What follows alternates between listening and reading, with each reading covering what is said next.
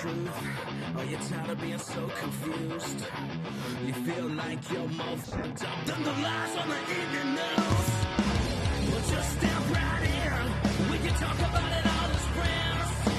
And if you want, we can hug and kiss and make up for the party ends. Agree or disagree, start offering me. 'Cause I'm everything you want, damn sure what you need. I won't tell no lies, back up all the facts with truth. And if you can't get down with that, you must be somebody's dude.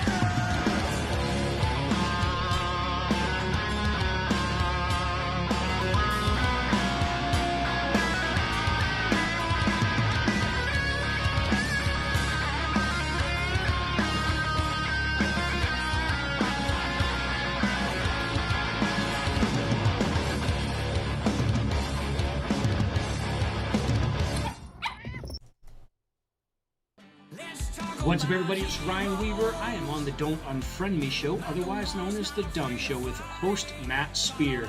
You guys can find the show at The Dumb Show on social media or thedumbshow.com. Adjusting transmitter output. This is the Don't Unfriend Me show with your hosts Matt, Leroy, Amy, and Olivia. Geopolitics, military analysis, and election coverage. Coming to you live on all major social media channels at The Dumb Show. Honest, direct, unfiltered. We can agree, we can disagree. Just don't unfriend me. I mean, we are early. I could quit it and start it over again so Rumble works. Rumble's not working for some reason. That might be a good idea. Okay. Folks, we're gonna be right back. We're gonna reschedule. Actually, I already shared this on Facebook and okay, so everything did else. I. You know what? It's an unexpected show anyway. Well, I know, but I don't wanna lose Rumble. We've got people waiting, don't we? Yeah, let me see. Yeah, we do. Shit. Yep. 9. Yeah, but you know that's gonna go up. Yep. Oh yeah, now it's up to but we've already got a lot of people. Rumble's struggling. I don't know. Rumble's not working. And we should delete that show because I don't think it's gonna go. I don't know why it's not working. Can you add Rumble? I don't know how that works. It's not the way it works. Okay. That's frustrating. I'm trying to. Let's see. It's this one right here. Yep. Let me try to edit and see. It's not connected. It's actually not Rumble. It's we failed to make a connection on the software. Weird. I'm gonna delete it. Okay. I'm sorry, Rumble. We're gonna have to send those people over here. And if you guys want to tell our Rumble people, we're very sorry. But I just deleted it. They should figure it out. Okay. Well, listen, there's nothing we could do here. I'm sorry. I feel horrible, but it is what it is. The great news is that's why we're on multiple channels. You guys can come on and watch it. Welcome to the Don't Unfriend Me show. Matt Spear and Olivia Spear are here tonight. We just got done with my son's choir concert. Very well done. Would we say it was better than Hayden's 7th grade? It's pretty good. Pretty good. 8th grade's going to be hard to top, though. Well, I know 8th grade's going to be hard to top because they were incredible. But that 7th grade class they was did really well. good. The boys were most assuredly better than the 7th grade. Yes, I would say. Because they only had, Hayden's class really only had one good 7th grade boy singer. Yeah, the boys crushed it. I mean, their skit was, you recorded it. You want to send it to me? I didn't record that one. I recorded the Carol of the Bells. Sugar. Yeah, I thought you recorded. Did I record that one? I don't know. I thought you were recording them. I wasn't recording all of them because I wanted to watch, you know? Yeah. But I thought, you know what? I didn't. I recorded. Let me see. He was so embarrassed with the choreography. He did a great job. I mean, I thought it was hilarious. It was funny. It was a great show. She does such a great job, and they're always ready and they're always prepared, and they do an amazing job. Chef Lady, hi Livy. Okay, welcome to any new viewers. Okay. Okay, Rumble is not working tonight. Rumble is off. We're going to be doing it on YouTube, on Facebook. Rumble is not Twitter, connecting. yeah, Rumble is not connecting. We're getting an error message, so we're going to do it from our usual spots. Looks like everybody's starting to show up.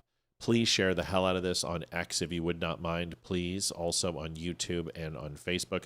We're going to get right into it. Who will balls be tonight? Annoying for sure. You should start making bets on that one.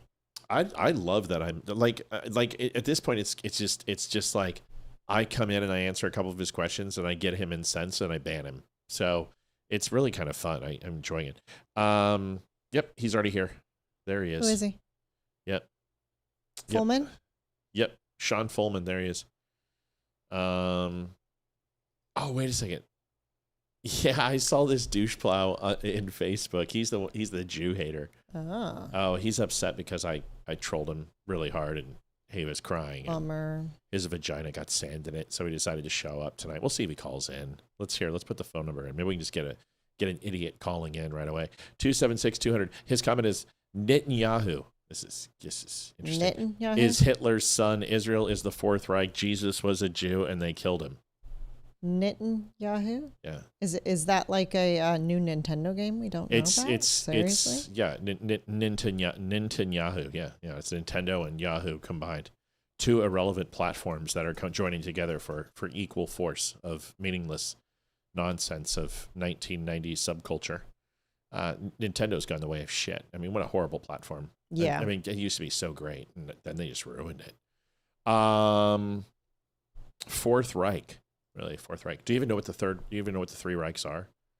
Do you even know what the three Reichs, what the First Reich, Second Reich, and Third Reich is? And do you understand that what you said makes absolutely no sense? That there's no such thing as the Fourth Reich? See, when Nazis can't even get their own subculture, it frustrates me. I mean, if you guys are going to go ahead and espouse shit and leech off of the 1940s, beginning of the Aryan movement, do you think maybe you could get your euphemisms and your historical references correct? The Fourth Reich? That's like calling it the KKKK. That's all right. It's all right. It's calling the Muslim Sisterhood. The Four Musketeers.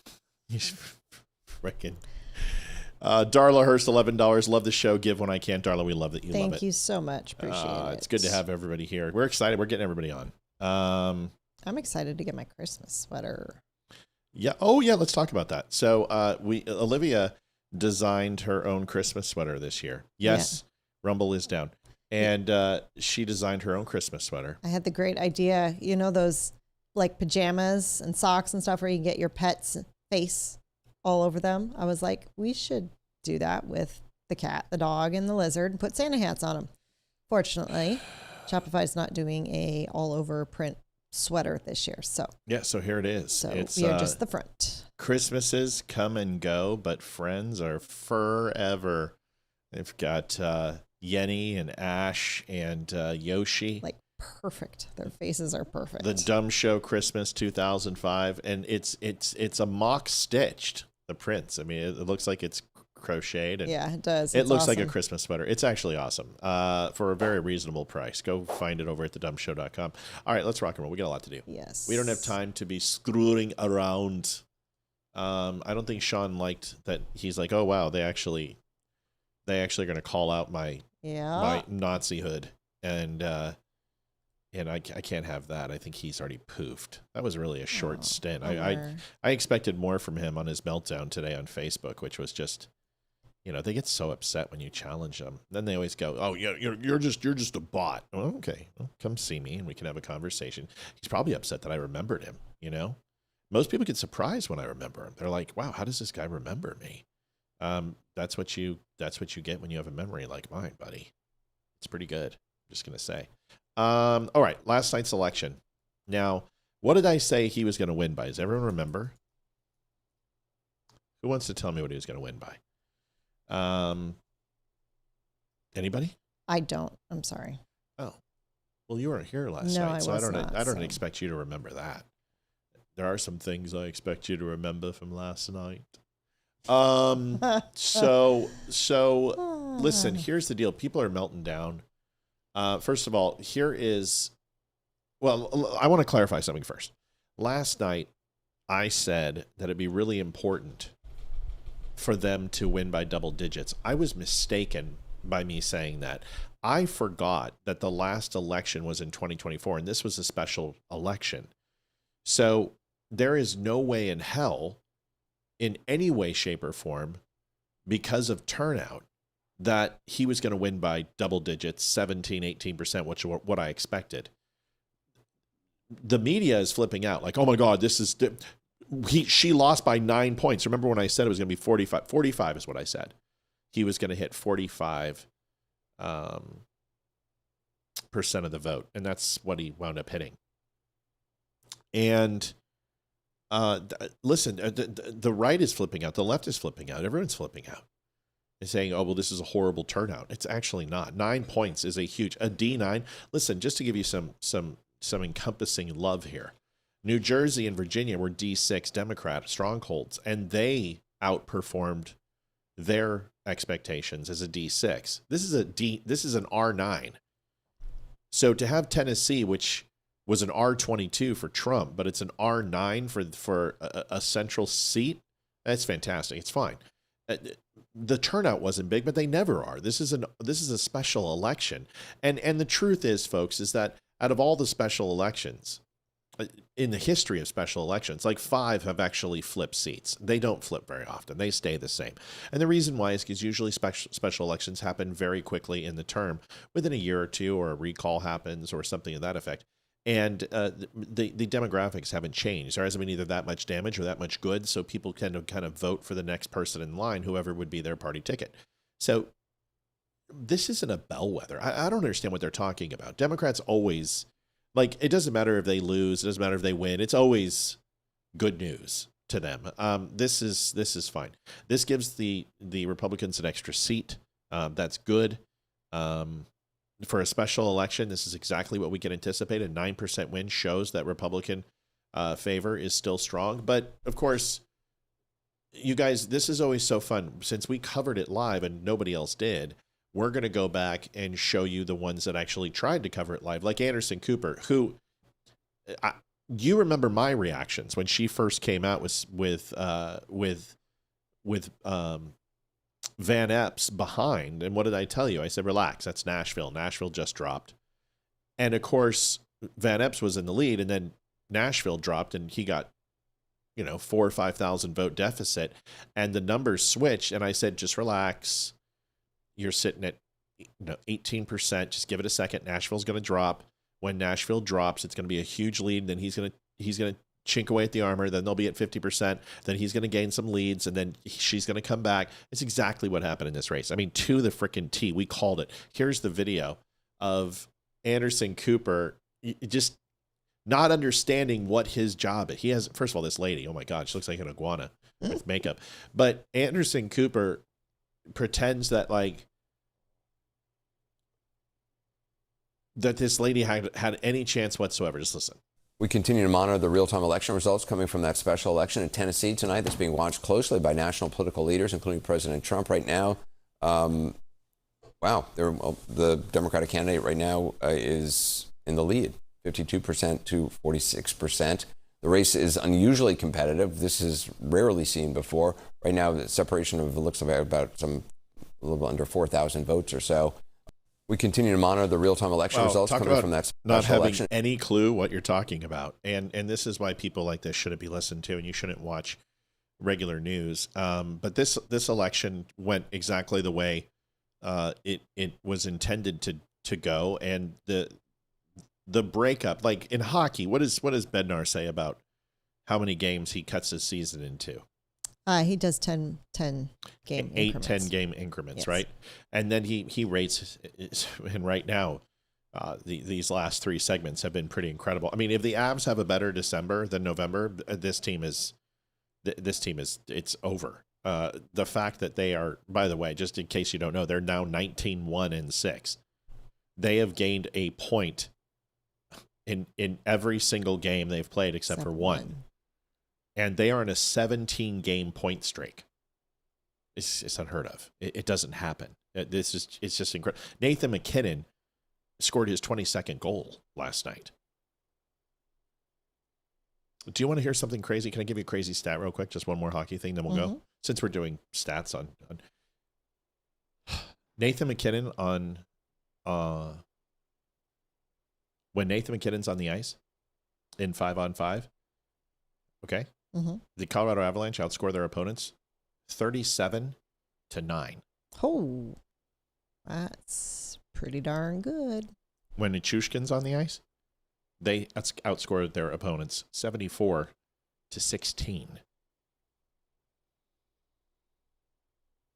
Avs are good. They're a wagon. All right. So Anderson Cooper wasn't the only one to do this. Of course, you're going to see this.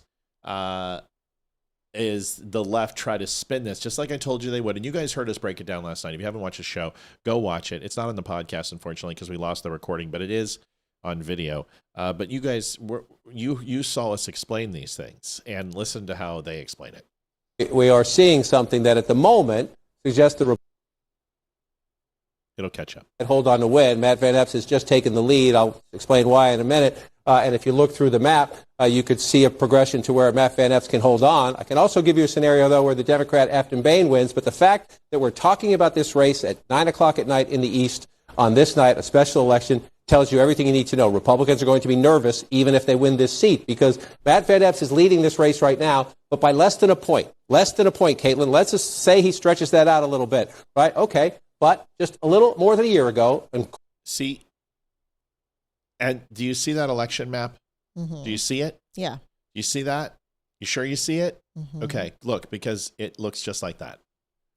That's last night's map. Exactly the way it was in 2024. Obviously, the numbers weren't as strong because the Republican turnout wasn't as big, and neither was the Democrat, to be honest with you.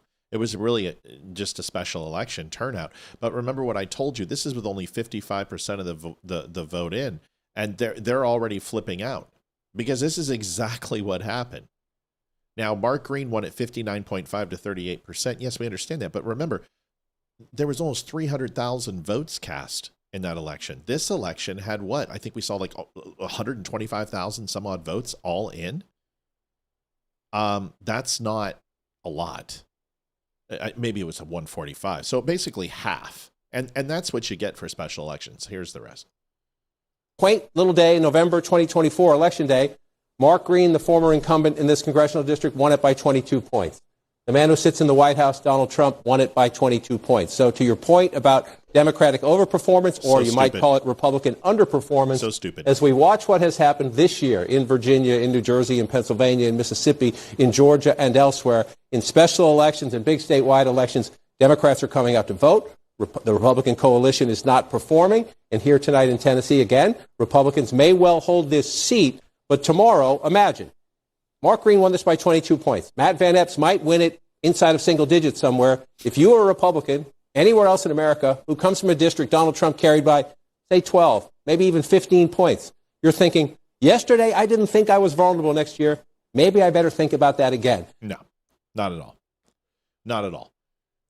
Because it's a special election. If this was a primary or a midterm, I could understand, but it's not. It's a special election. And honestly, nobody cares about special elections. It's just, it doesn't get the money. It doesn't get the advertising. It doesn't get the buildup. And honestly, Republicans didn't take this seriously because they just didn't take it seriously until about 30 days ago.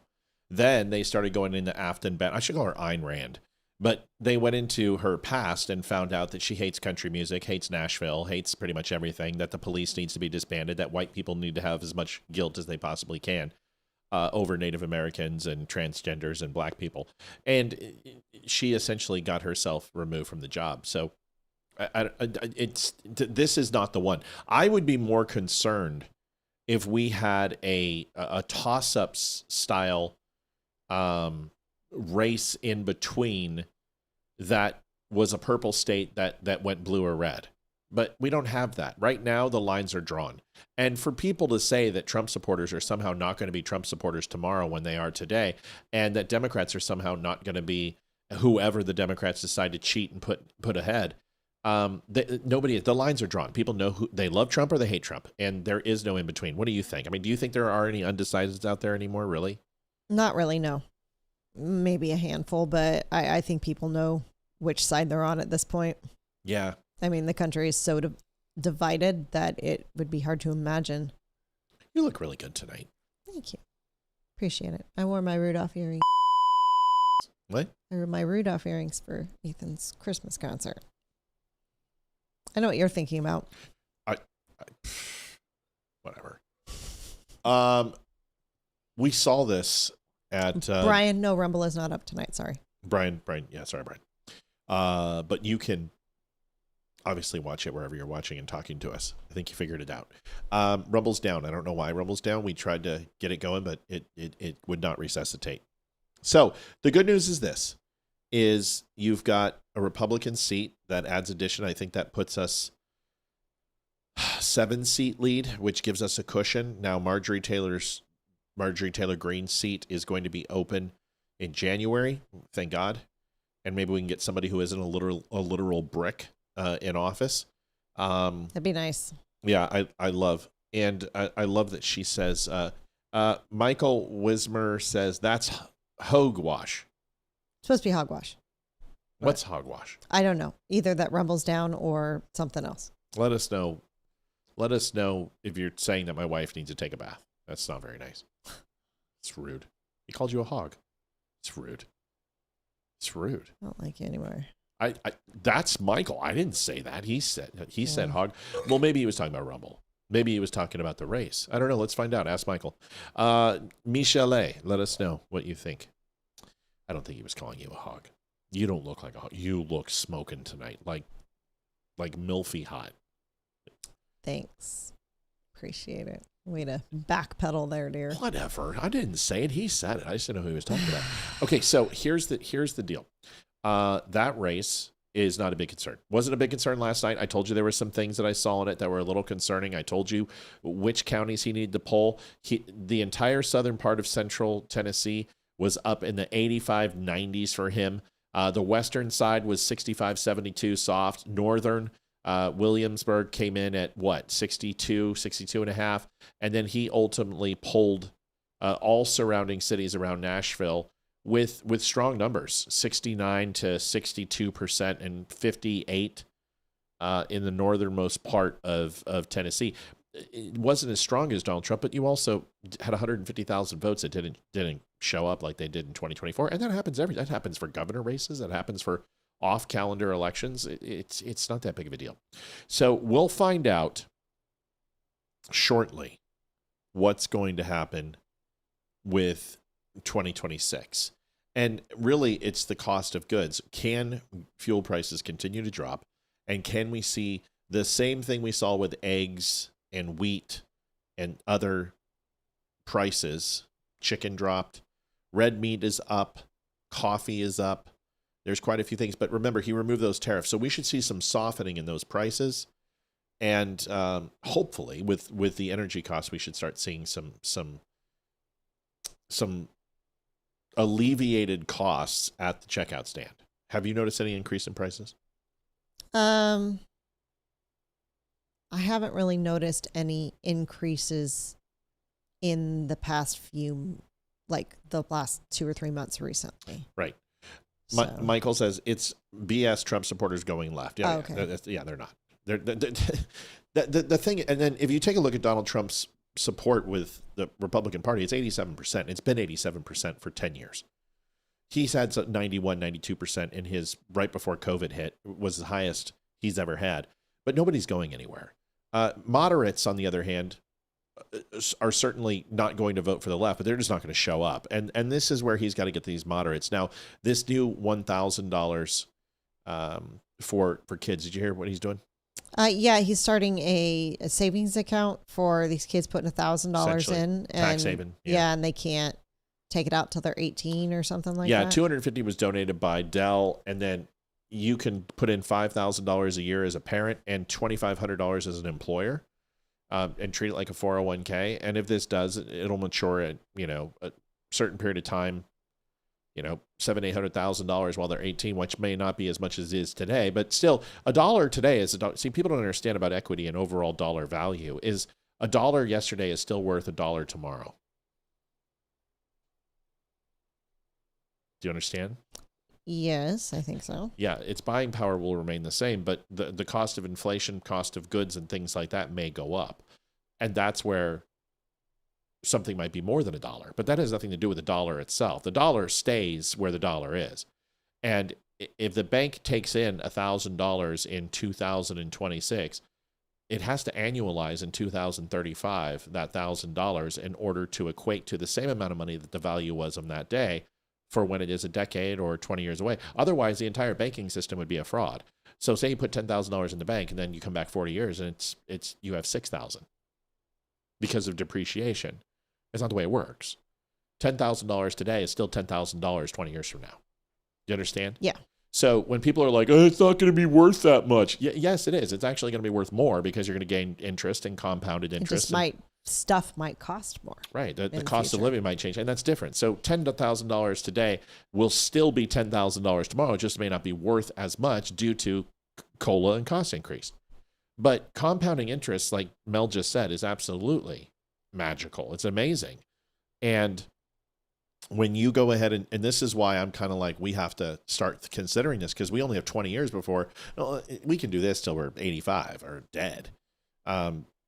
Because unless we lose our brains and then, I just basically hook you up to a machine or something, but that's a good point. We'll be fine. But the point is that you've got to start thinking about the future and got to start thinking about investing. Yes. But yeah, people don't seem to understand that. It's like, can you imagine everybody's investments of 401k who are on, 7-year fixed, or some people have longer than that, longer terms. And, you put in $100,000 into your IRA or your 401k or whatever. And then when you get it back in 20 years, it's worth less money. Well, that's not the way it works.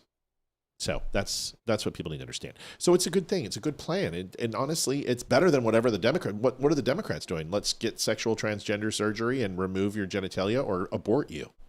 So I think giving kids savings accounts that can vest and by the time they're 18 years old, give them hundreds of thousands of dollars for school and a home is a hell of a lot better than aborting them or lopping off their penis. Well, I have a question about this.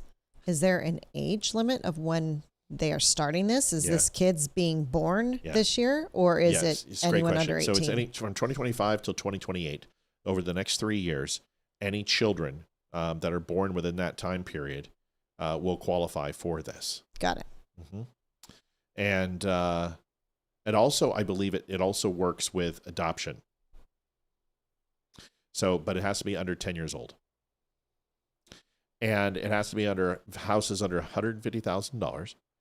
And they have to have a social security number, and they have to be an American citizen. So there's some steps, but essentially it's for low income is what it is. Not $150,000 isn't low income. It's low income for Virginia because we live in the richest place in the United States, but it's not low income for Salem or that's true, or Georgia or Houston, outskirts, not Houston City proper.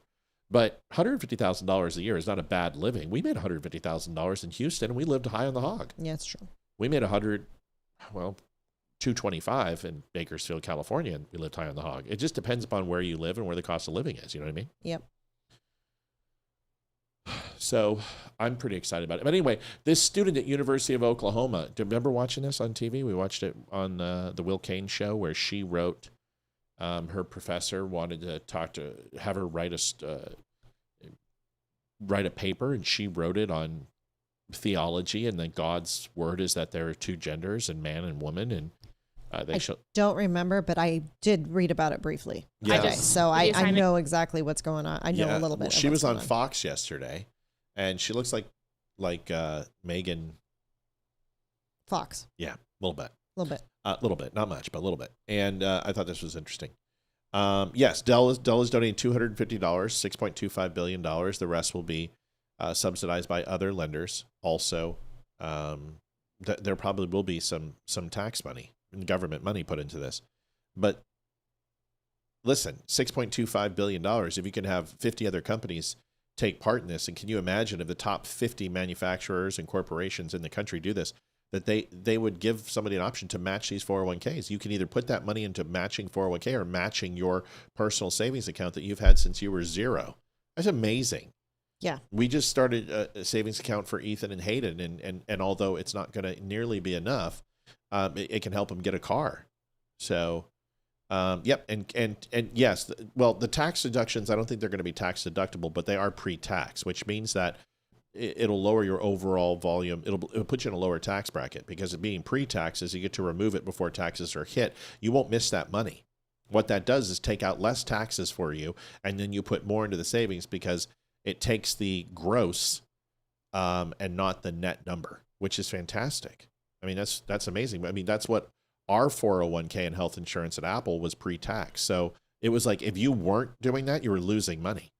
So it was better to go ahead, and it was going to go to the government, or you could put it into your 401k or your health insurance. So it's a great idea. Here is this young lady from University of Oklahoma. What happened? She wrote a story and wrote, a paper, and talked about God and two genders. And the teacher's assistant of the professor was offended and gave her a 0.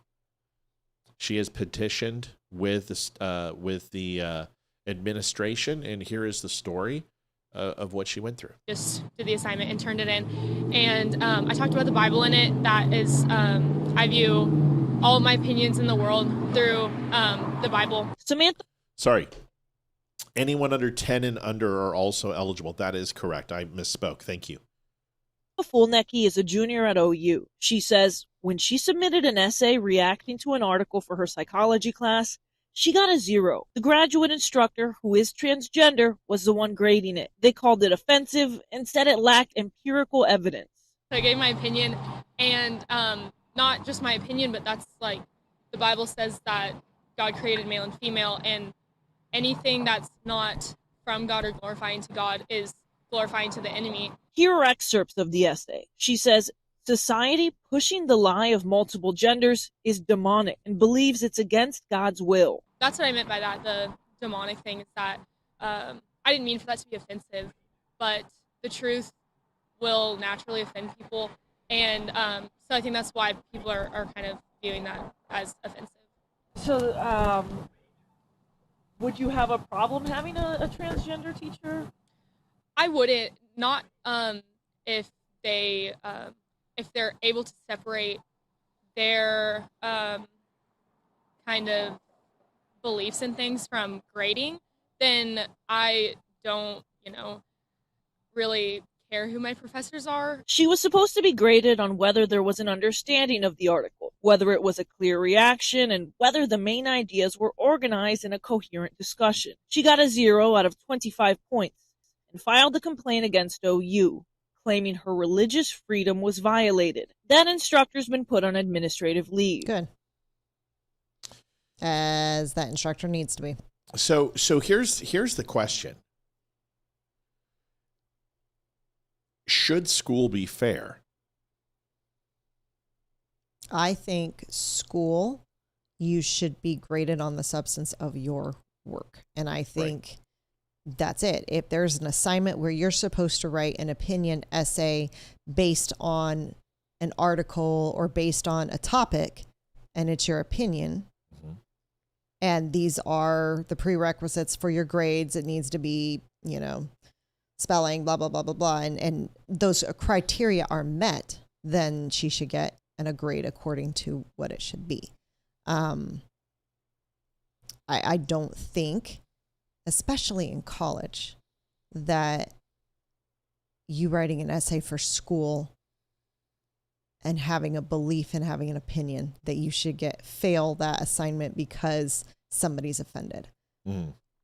That teacher's assistant does not need to be a teacher, because that teacher's assistant is going to be any person that says anything against a transgender person or quotes any type of scripture or brings any type of religious thought into that classroom. That teacher is going to fail them. And then that school's going to get sued.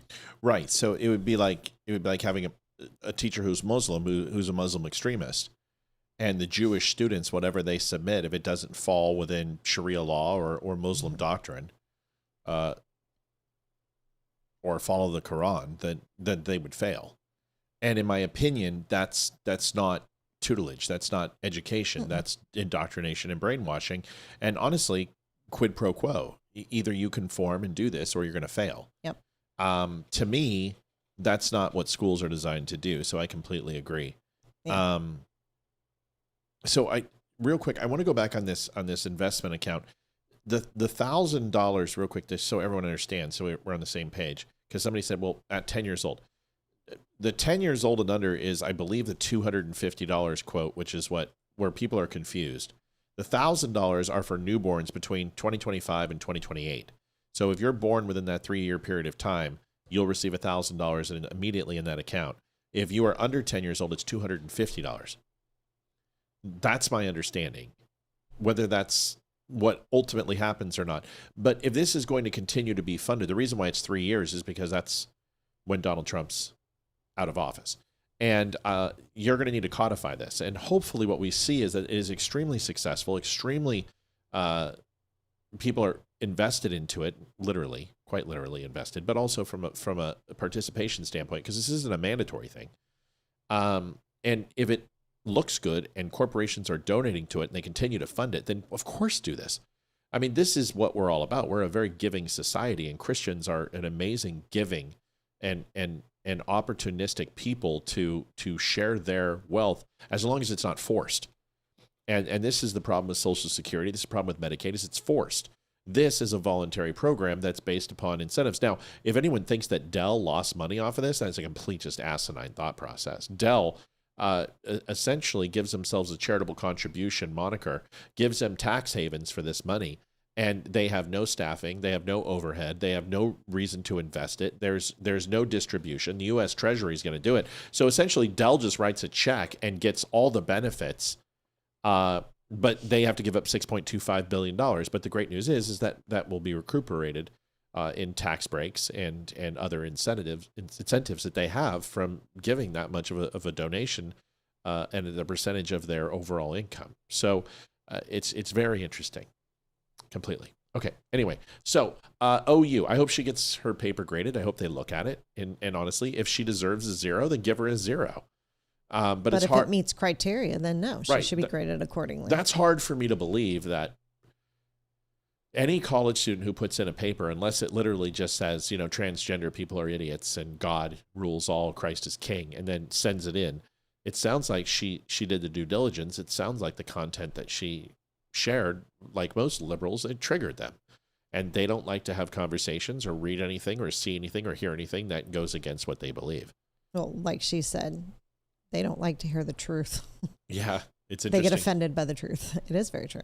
Yeah, so this is a really interesting one. This guy is out fishing in his vessel, and he's got a catfish, and there's this hawk or eagle or whatever that's circling the boat. Now, I've seen this. I've seen this with seagulls. I've seen it with bald eagles. I've seen it with multiple types of predatory birds, is that they will steal your catch. And absolutely, up in Lake Casitas in California, we used to bring in trout. And man, seagulls would come down and hit that damn thing and take it off your line and just rip it and fly off with your catch. So you had to have your net ready.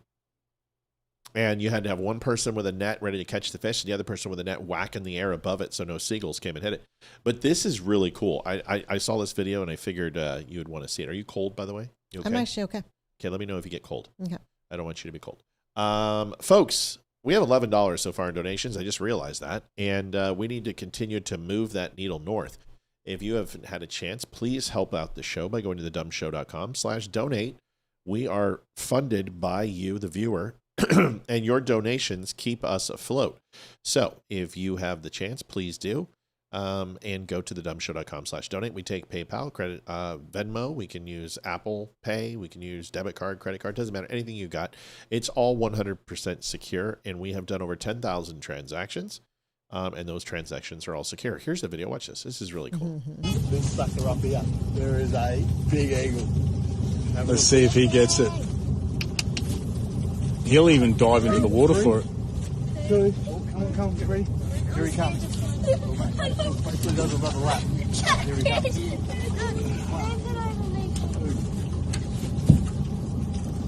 Oh, that's awesome. How good is that? That's cool. Looks like a red-tailed It's hog. heavy. But it's not. There. It's a whitetail. It is a heavy fish. It's a big fish. Oh. It's a big bird. The power of those wings. I dropped it. No. That's awesome. It's kind of funny. It reminded me when I was younger. I've seen things like that, but remember I saw this snake when I was driving to pick you up at work the other day, and it was a black rat snake. You know, you were there. Yep. And it was being eaten by a raccoon? No, small birds. I think. No. There was an animal. I don't remember what animal it was. The bird came later, but there was an animal that had it, and it was like. I thought it was a small bird, and a bigger bird came and took it. No, it was an animal who had it, and I want to say it was.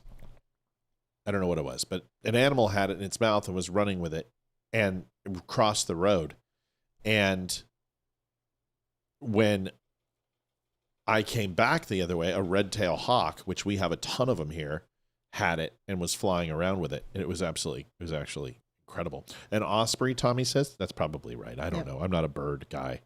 I don't watch birds. But yeah, it's a pretty interesting thing. Yeah. For sure. So Robert Rona, I can't pronounce the last name because I can't see it. Yeah, Robert.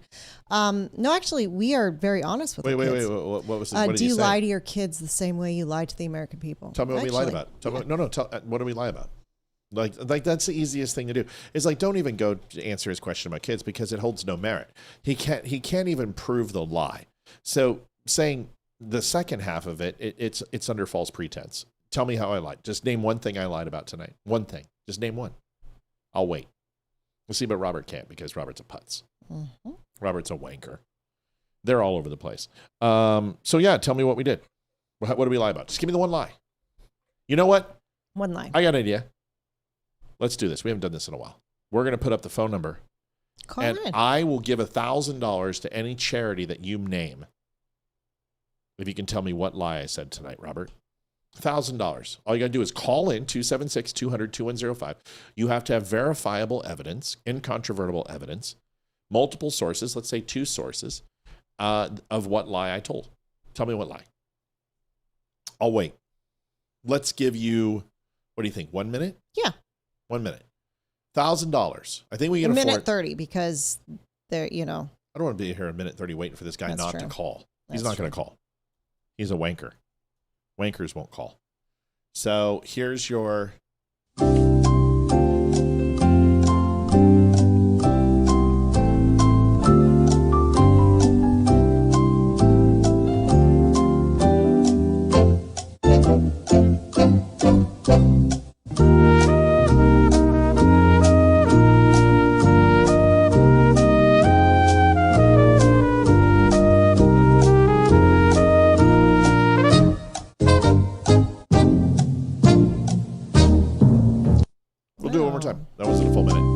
Utah, we're still on Facebook. What do you mean?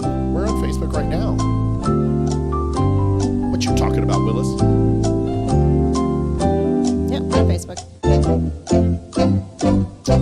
$1,000, Robert Arona. $1,000 to a charity of your choice, telling me the lie that I told tonight. Well, Robert, you didn't call in. So your new name is Roberta. You notice you have only pictures of your kids. Probably means you're fat, and that's fine. But thanks for trying to point out the lie. Didn't happen.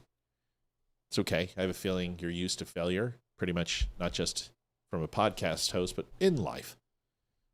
Good try. Failed miserably. Folks, Olivia wants to talk about something that's pretty interesting. I saw this and I was like, what in the world? I've got video of this. Oh, it's hilarious. So only in Virginia can you have a raccoon break into a liquor store, get drunk, and pass out in the bathroom. Was it an ABC? It was an ABC. Tell them what ABC is. So Virginia ABC is the local liquor store. They're all over Virginia, and they've got a huge Virginia-only section where it's all the wines and whiskeys and stuff that are made in Virginia. Can it only be Virginia? I don't know if they're anywhere else. Just like HEBs are only in Texas. I don't know if Virginia ABC is anywhere else. I just know they're pretty much everywhere. Really? Yes, and it really is like the only liquor store around. Well, here's the news broadcast, and then we can talk about it. It happened Saturday in Ashland, and according to social media posts by Hanover County Animal Protection and Shelter, a raccoon broke into the store the night of Black Friday and ransacked several shelves. They have masks, don't they? The animal became intoxicated, then passed out in the bathroom. The sleeping raccoon was discovered Saturday morning. Head right near the toilet. We've all been there probably at some point in our lives, right? So funny that he passed An out officer right brought the masked bandit back to the county animal shelter to recover. So yes, that's a lot of liqueur for a little raccoon Oh, yeah, there. I hope he's okay. The raccoon slept it off for a few hours and showed no signs of injury. Bounced back. Officers released the raccoon back into the wild. It happens. That's so funny. So it didn't die. No, I know that's a little worrisome. Although we've had a cat that's been drunk. So. Yeah, we have. Tell them about that. That was actually kind of funny. Yeah. So for Matt's bachelor party, it was in our apartment, and it really wasn't my bachelor. Your brother tried to get me drunk, and I Yeah. drank. You don't get try to get a sailor drunk. No. I drank your brother into the table. He was an alcoholic, so that should tell you something. But so they had like this bottle called Avalanche. It's like this blue liqueur stuff, and I guess they had put it in the freezer. It's called Avalanche. Yes, and we got it because of our hockey team. Yeah. So they had put it in the freezer.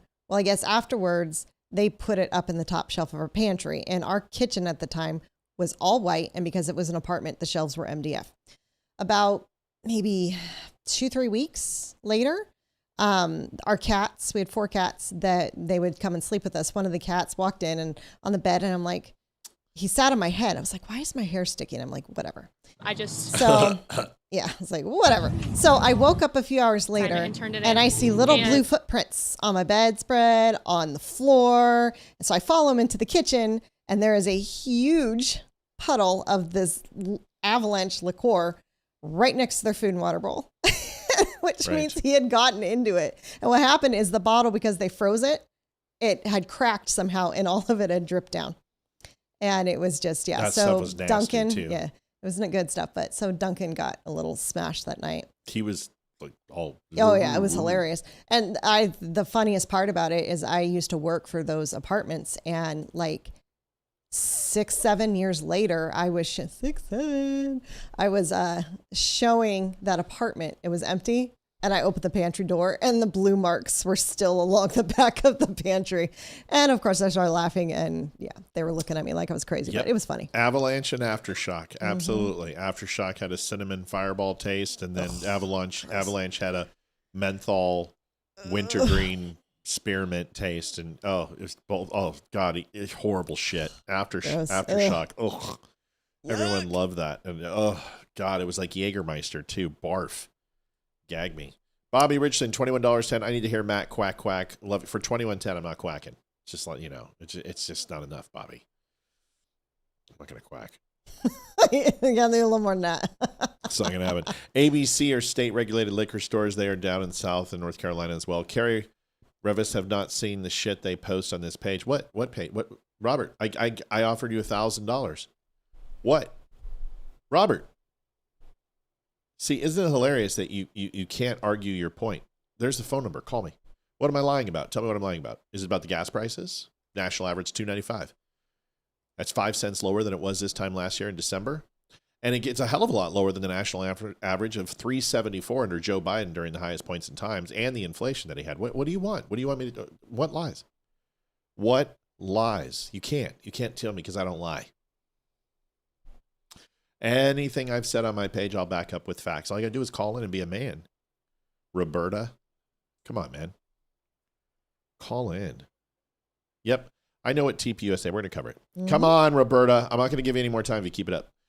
You have not seen the shit they post on this page. What shit? I'm waiting for you to say something. Tell me what? Tell me one lie I've made. Just all you got to do. One lie. Yeah, I invited them to call in.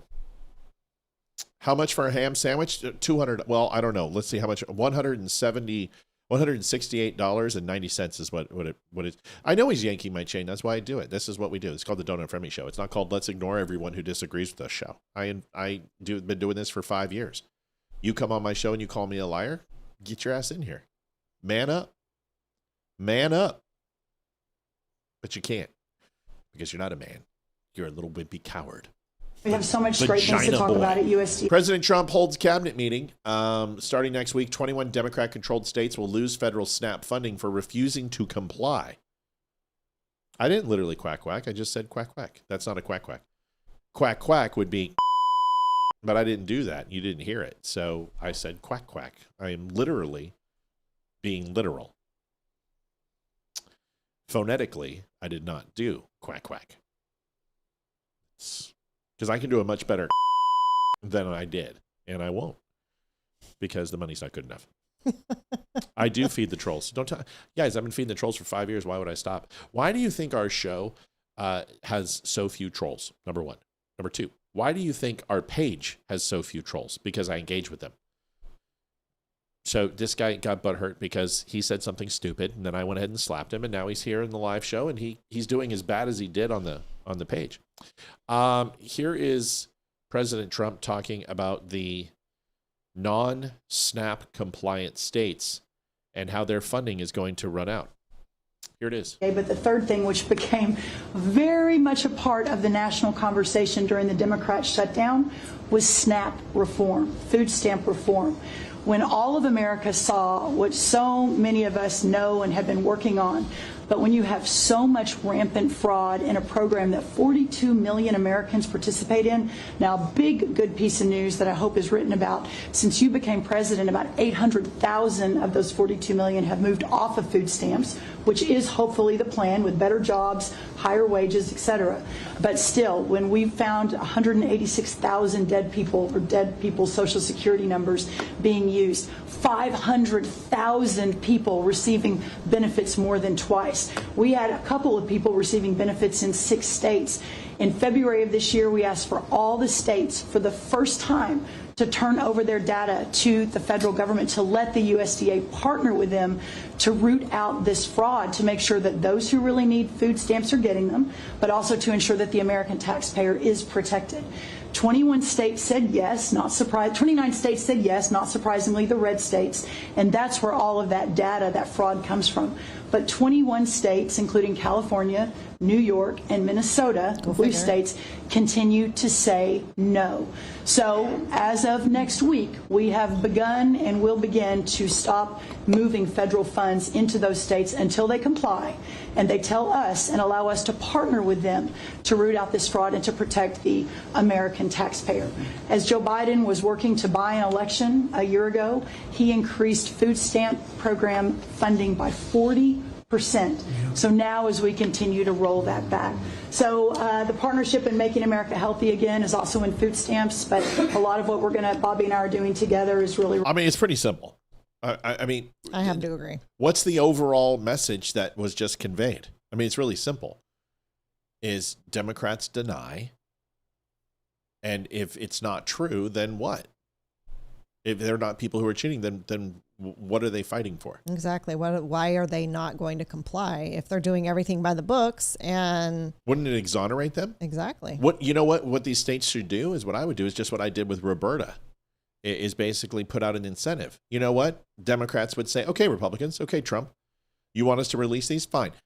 If we release them all to you and there is no fraud, then the 40% increase stays and there is no changes in this unless we have a vote. Deal?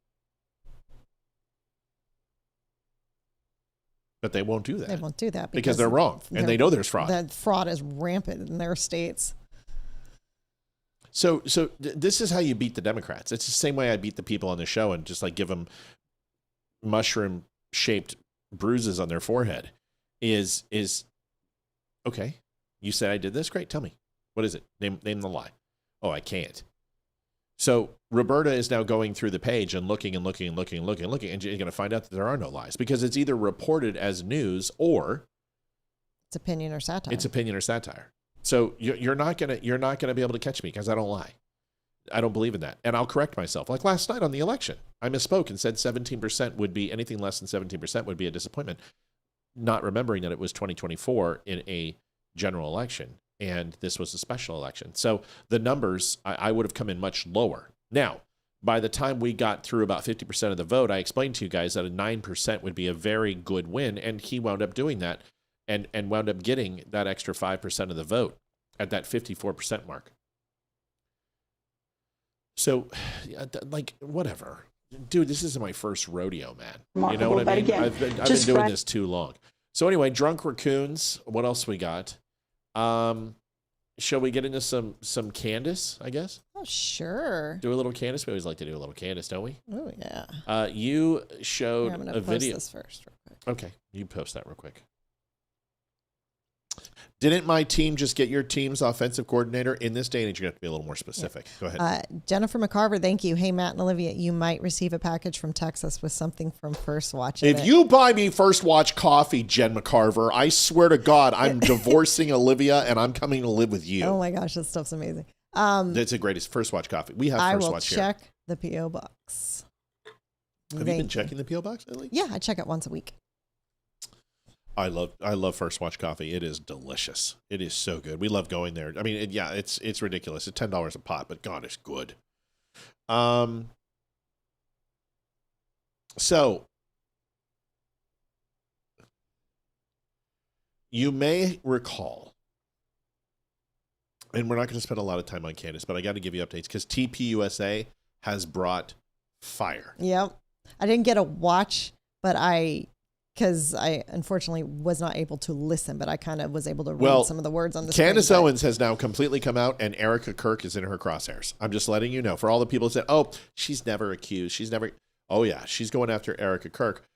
There are rumors that Candace is going to drop that Erica and Charlie were going to be divorced right before he was assassinated. Oh, my gosh. Right. No, Candace Owens is not on the right. Candace Owens is always progressive. Go back and look at history. She was progressive. She's always been. She for a very brief period of time pretended that she was conservative, but this is all a soft turn to the left for her. I promise you this. In the next year, she'll be pushing for the left. But here is the video. I want to show you what Tim Pool said. I showed a little bit of this last night. I'm going to expand on it now.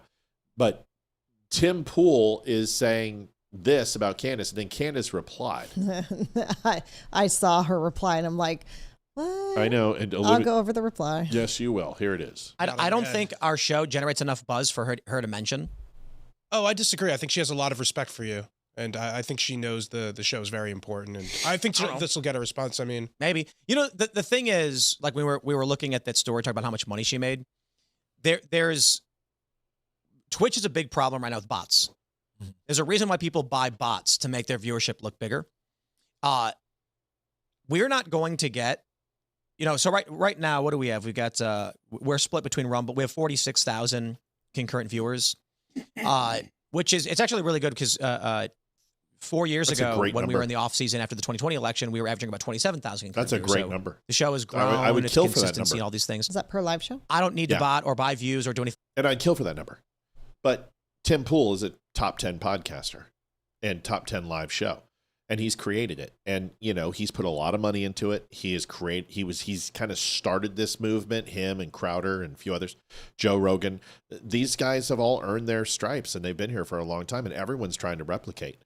So there's nights where, something happens, breaking news, and we've had, 1,500, 1,700 people on. There's times where we have a couple hundred people on. It's just the way it works.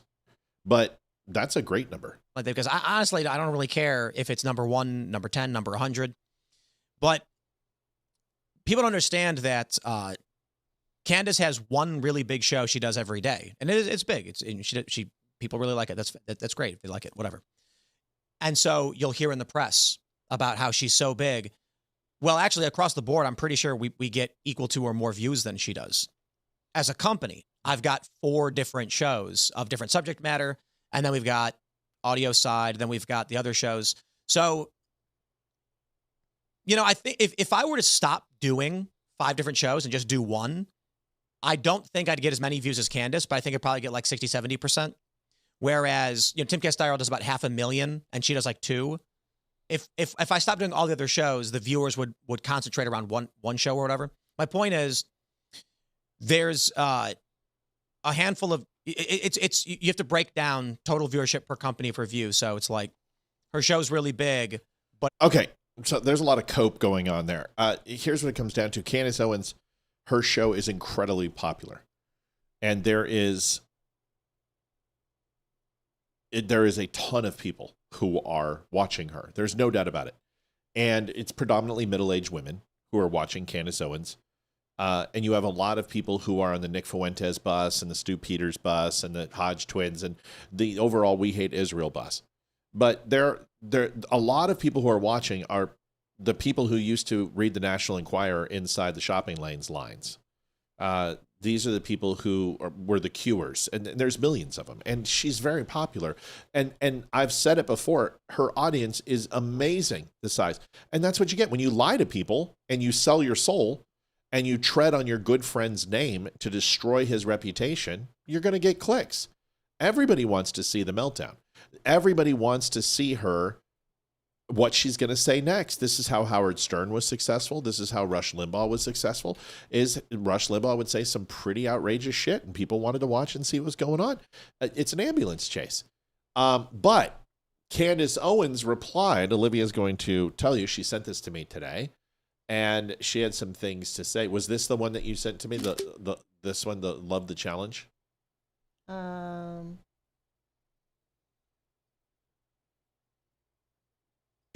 So let me just put it up.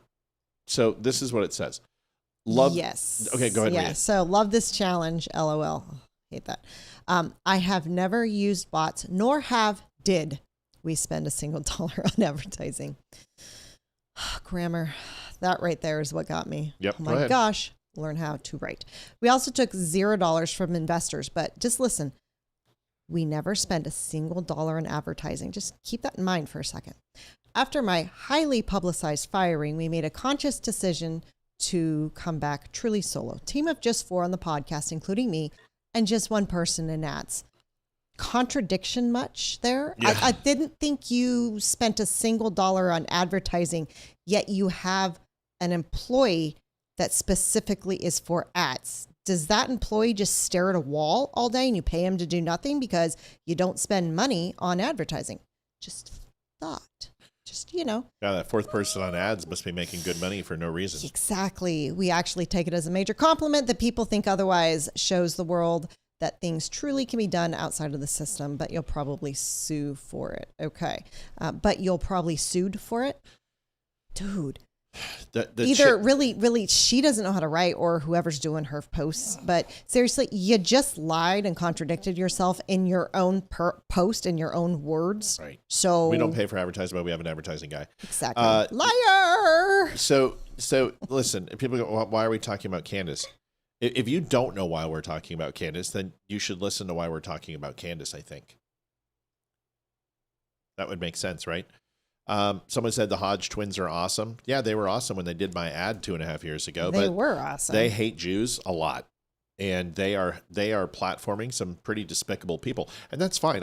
I have openly said that everyone should platform Nick Fuentes. I would platform Nick Fuentes if he would come on here, but his groypers won't come around anymore because they got basically slapped around like little girls. But bring them on. Of course. I think you should, yes, platform David Duke. Platform Black Panthers, platform Al-Qaeda and Hamas. I don't care, whoever you are, because you should have dialogue with people you disagree with. I don't have a problem with that. But if you don't actually challenge these people, you let them go up there and say that the Holocaust didn't happen, or you let them go up there and say women prefer to be raped, and you don't challenge these idiots, well, then you're just as bad as they are. Mm-hmm. And whatever the Amish say it best, whatever you take into your hand, you take into your heart. But I also have another one. Your 6-foot shadow, your 6-foot circle, that's your ownership. And if anything happens inside your 6-foot radius that you don't find to be abhorrent or completely devoid of any principle, and you don't say something, then you own it. It becomes you, and it becomes a part of who you are. So I'm sorry, Tucker Carlson, his interview with Nick Fuentes was softball freaking soft serve ice cream and was complete shit. The Hodge twins, when they interviewed Nick Fuentes, was the same thing. They just let him sit there and just say whatever bullshit he wanted to say. And unfortunately, in my opinion, I think that's disingenuous and it's stupid. I would never let anyone sit in front of me and lie openly without challenging their thought process. And you're like, well, they are entitled to their opinion. They're not espousing it as opinion. They're saying it's fact. They're saying 6 million Jews weren't killed. They're saying that there's no way to cremate that many Jews over the period of times that they said, which is a complete lie. They're saying that the USS Liberty was a deliberate attack by the Jews and that friendly fire wasn't a part of it. They're saying that the Bolshevik Revolution was led by all Jews. All of these things are lies. All of this is blood libel bullshit and has been pushed by the Aryan nation and the people who hate the Jews for a long time. And now it's being embraced by a certain group of people, including Candace Owens, the Hodge twins, Stu Peters, Nick Fuentes, Jake Shields, Dan Smith, and a whole bunch of others. And in my opinion, although I love the Hodge twins and Semper Fi, and I'm all about it, and thank God for your serving, and I love those guys, and I really do care about both of them, I happen to completely vehemently disagree with their thought process on singling out Jews, and as Marines, not having the same ire or disdain for Muslims. If you're going to call out one, you better call them out both. And if you don't, then expect to be challenged on that by me and other people. And there are plenty of people who are now rising up and saying, okay, Candace, enough. So I'm going to continue to cover it because we've been saying it for 3 years. Everyone else is just getting on the gravy train now. We've been calling her out for 3 years, same as we were calling out Marjorie Taylor Greene. And then people are like, God, how did Matt know? It's not hard. Don't be loyal to these people. Be loyal to facts. Be loyal to the truth. And once those things are irreparably harmed by these people, you must count coup on them. You must engage with them. And if not, then what are we doing? Do we just listen to what we want to hear? Do we just live in this vacuum, in this utopian society of just the things that we agree with? Or is it okay to say, you know what, I'm not a big fan of Marjorie Taylor Greene and what she's saying. I'm not a big fan of Tucker Carlson platforming devout racists and people who are anti-Semitic by the true form of anti-Semitism. Not that you disagree with Netanyahu or question the money we give Jews. All those things are fine. But when you sit here and say the Holocaust didn't happen, or Israel needs to be castigated out of society from the river to the sea, or all Jews should be eliminated or torched or gassed or Zyklon B, you've got a problem. And I'm going to call you out on it. Oh yeah, Hodge twins have been horrible. And I love the twins. Hey, dude, watch this. You think we don't love the twins? Liv, call it out real quick. Yep. CJ Jenkins, 51.99. Just missing y'all tonight. Hope Ethan had a great time at the show. You have very talented children. Much love. We love you, Siege. Thank you. CJ. Watch this, Road Warrior. Hey, Hodge twins here. Check out our friend Matthew Spirit at his podcast at The Dumb Show and his website. Yeah, don'tunfriendme.com. Yeah. Yeah, but you can call them out. Love them. Love them. Semper Fi, man. Absolutely. And I love who they were, and I love who they can be. I don't love who they're trying to be right now, and they are grifting on the anti-Jew shit. And it's very popular. There's a lot of money in it. There is a ton of money in it, and we're not going to do it.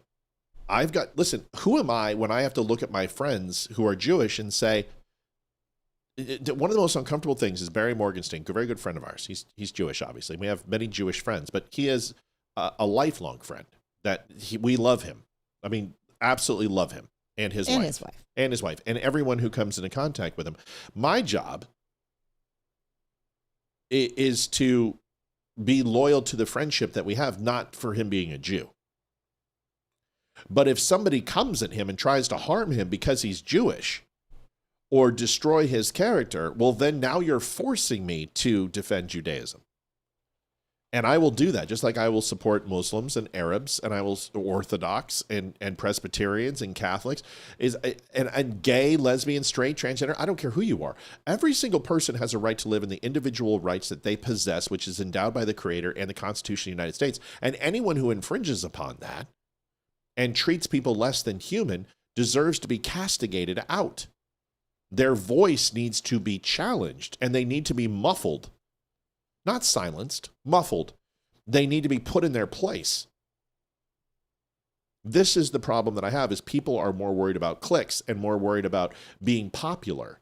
This is why this show will probably never be as successful as it could be, because we don't sit here and tell you that Jews are the evil in the world and they're the reason why everything's like it is. But it would be very easy for, can you imagine if we start doing it, start talking about Charlie Kirk and start, bringing people on who hate Jews and believe that Charlie Kirk was assassinated by a bee cult or a trapdoor or Egyptians or whatever they're saying nowadays. That would be very easy money. It's a lot harder to sit up here and tell the truth and challenge the people who you actually like and admire. We've been doing it for 5 years. Here's Turning Point USA after Candace, they have challenged her to a debate. Now, Candace has said yes, but we all know how this works out with Candace. She's going to all of a sudden have a assassination attempt or a threat of assassination. She's got to go into hiding. Or she's going to ask for a particular set of rules. But if she walks into this she's going to get annihilated. She couldn't handle some low-rent frickin' Down syndrome reporter from CNN. She's going to get destroyed. Like, Candace Owens is going to get her world rocked. She does not have receipts. Everyone goes, oh, she has receipts. No, she doesn't. No, she doesn't. Candace Owens makes shit up. She just told you she was going to be assassinated by 2 French people and then has absolutely no proof whatsoever, and then even says, well, I never filed a formal complaint, or I never filed a formal grievance against France with the FBI. I just texted somebody I knew in the FBI. If you think you're going to be assassinated by a foreign government, you would probably want to get someone involved. You would think. You would think. But she went to Dolly World instead. Because when the entire country of France is trying to assassinate you, going to Dolly World and probably one of those public places in Nashville is definitely what you want to do. That's where she went for Thanksgiving? She did. Nice. And she posted the pictures on social media. Totally. Because when, someone's trying to assassinate you, French, you might as well post where you're at with your family just to let them know, make it easier. She's full of shit as a Christmas goose. She is. Here's your video of TPUSA. You guys should watch this in its entirety. Here's why I'm talking about Candace, because I love Charlie Kirk. And I think, honestly, if somebody killed me, I would want people to defend me and protect my wife and not destroy my legacy. I didn't know Charlie Kirk. I only met him one time. But I will tell you, it was enough for watching him for years that if someone tried to do this to Candace, I would protect her too. I don't believe that Candace Owens believes what she's saying. She's grifting. She's full of shit. I can't even begin to tell you how many times she has lied. That's all I can tell you. And she's never right. She just isn't. Here it is. Watch this. TPUSA. So that Candace can manipulate and string along an audience of people who don't realize they are being played. Instead of being able to grieve properly after one of the most heinous murders in American history, a murder many of us had to witness, my friends have had to endure harassment from people who have gotten whipped up by what Candace is saying. In fact, I would say we have suffered more harassment from these people than we have from Antifa supporters who overtly celebrate Charlie's murder. And just like a lot of those Antifa members, many of these people take this delight in how gross and unpleasant they can be. What our friends have had to endure is not funny, and it's not insignificant. It is evil. I have seen it. For months, we have received hundreds, thousands, I suspect, emails and calls asking us to respond. People have wanted us to invite Candace on the show. And here's the problem. When you don't respond, they're like, TPUSA, respond. Why won't they respond to me? Why won't they talk to me? Then when they respond, you know what they said? Candace is in their heads rent free. You know what? I can't stand these people. They remind me of my mother. All of them. Can't stand these people. But for a long time, our approach was to say nothing. We did that for several reasons. First, we thought that her prevarications were so absurd that nobody would believe them. We shouldn't have to answer questions about secret tunnels or Egyptian Air Force planes. That sort of thing is it's beneath contempt to respond to. The second reason we've said so little, though, is because there's a good rule of thumb, which Charlie followed. Do not feed the trolls. Focus on the mission, reviving America, uplifting young people, making heaven crowded. Don't give air to people who want to tear you down and sow discord. Lastly, we didn't respond because Charlie always viewed Candace as a friend, and we were holding out hope that she would return that friendship and stop what she was doing. But a week from now, it's going to be 3 months since Charlie's murder. Candace has not changed her behavior. She has continued to spread falsehoods about Charlie's friends, and she continues to concoct new ones about new people. Probably She's one of the using best things that was said was Melanie Marino said they can't sue her either because she can get discovery to the money, etc., donations, and she will just put it online and twist it. This is the same thing that person did to me. They used my personal finances to twist and make up a story that was not true, was not confirmed, and immediately went out and espoused it. Now, they wound up getting embarrassed. I mean, that person is like in so hiding that they don't even come online anymore. They were so embarrassed by what we did to them. And I'm sorry, but if you're going to question my integrity and you're going to question who I am, I'm going to come at you full force. That's just the way it is. If she comes after TPUSA, she will use this to play the victim. Now, she says she's agreed to coming on to the Charlie Kirk show. I will believe it when I see it. And if she shows up, she is going to get destroyed. Because these guys saw Charlie murdered. Anything she says that isn't in line with that or contradicts the truth, they are going to crucify her.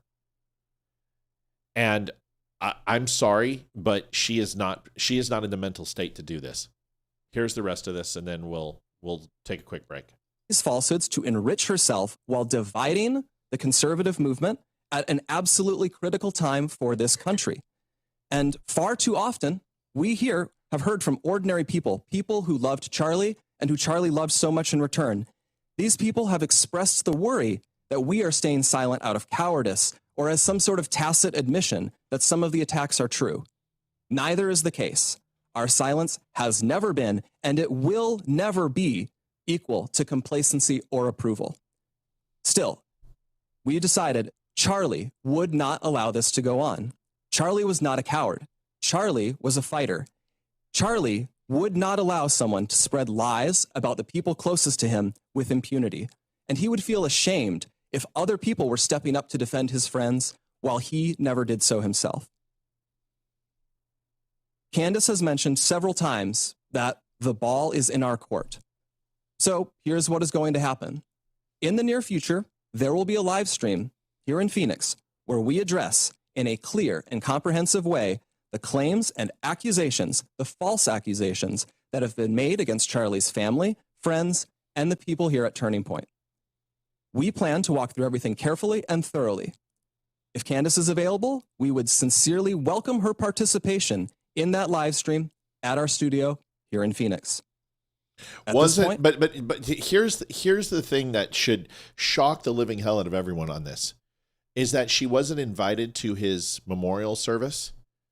She wasn't invited to TPUSA events. Erica Kirk has not reached out to her in any way, shape, or form or come on her show, but she's come on Megyn Kelly, who has been very critical of Israel, who has questioned Charlie's loyalties towards Israel. Megyn Kelly has, and Erica Kirk went on her show. Candace is so disavowed and completely ostracized from TPUSA and everyone who had anything to do with it. They despise her.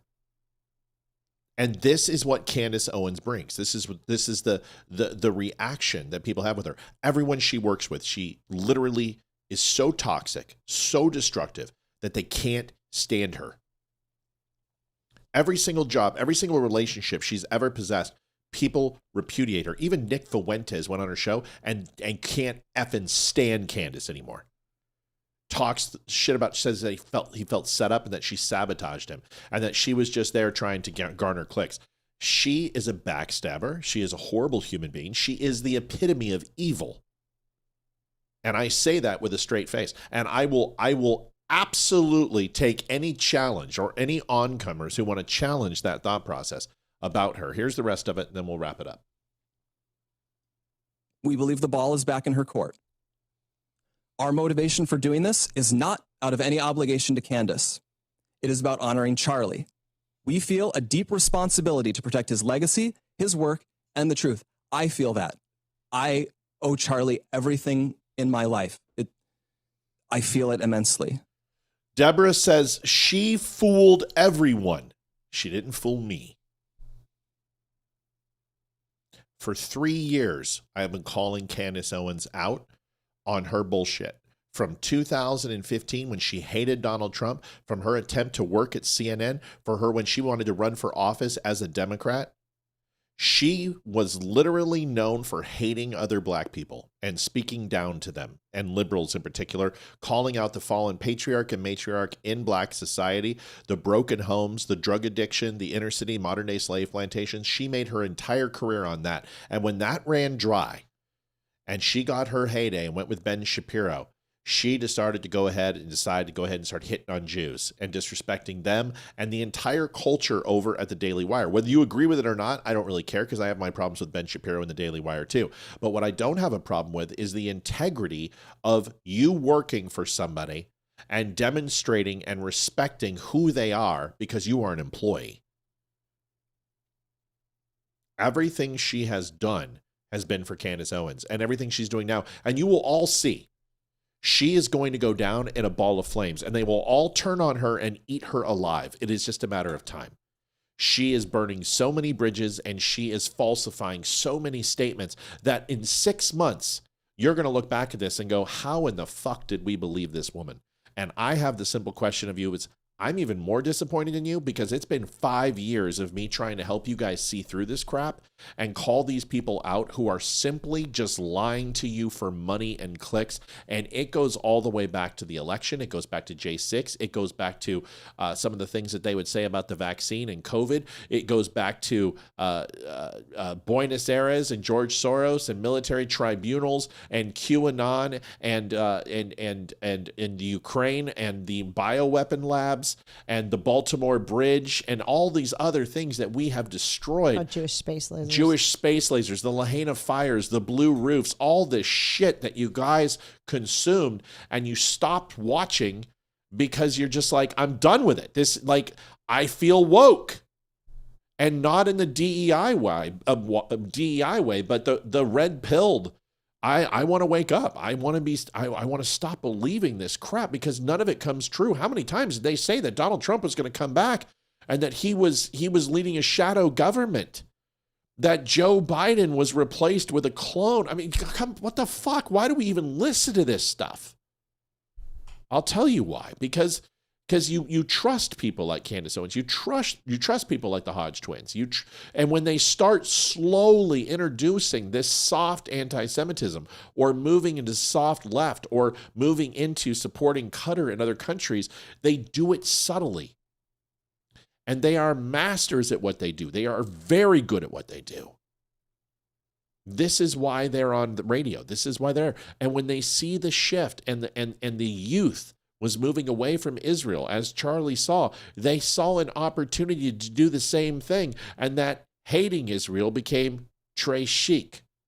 It became sexy. It became the new movement, from neocons to MAGA to America First, from America First to America Only.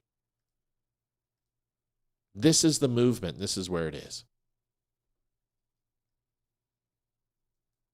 And that is why we feel compelled to speak clearly and openly now. We'll have more on this in the near future. And here's the thing. You know what I would do, Libby? What? I wouldn't have those guys there. Who would you have? I would bring Brandon Tatum. I'd bring Benny Johnson. I would bring Tim Pool. And I would bring me. And have us sit there and we'd take Candace Owens on. Bring in Damani. Bring in impartial people to sit. Bring in Dan Nunn. Bring in people who are impartial, who have a big enough audience, who are known in this game, because I can lay out every single thing she said that's a lie. I will bring every single receipt. I will bring every clip, and I will have her account for it and atone for it.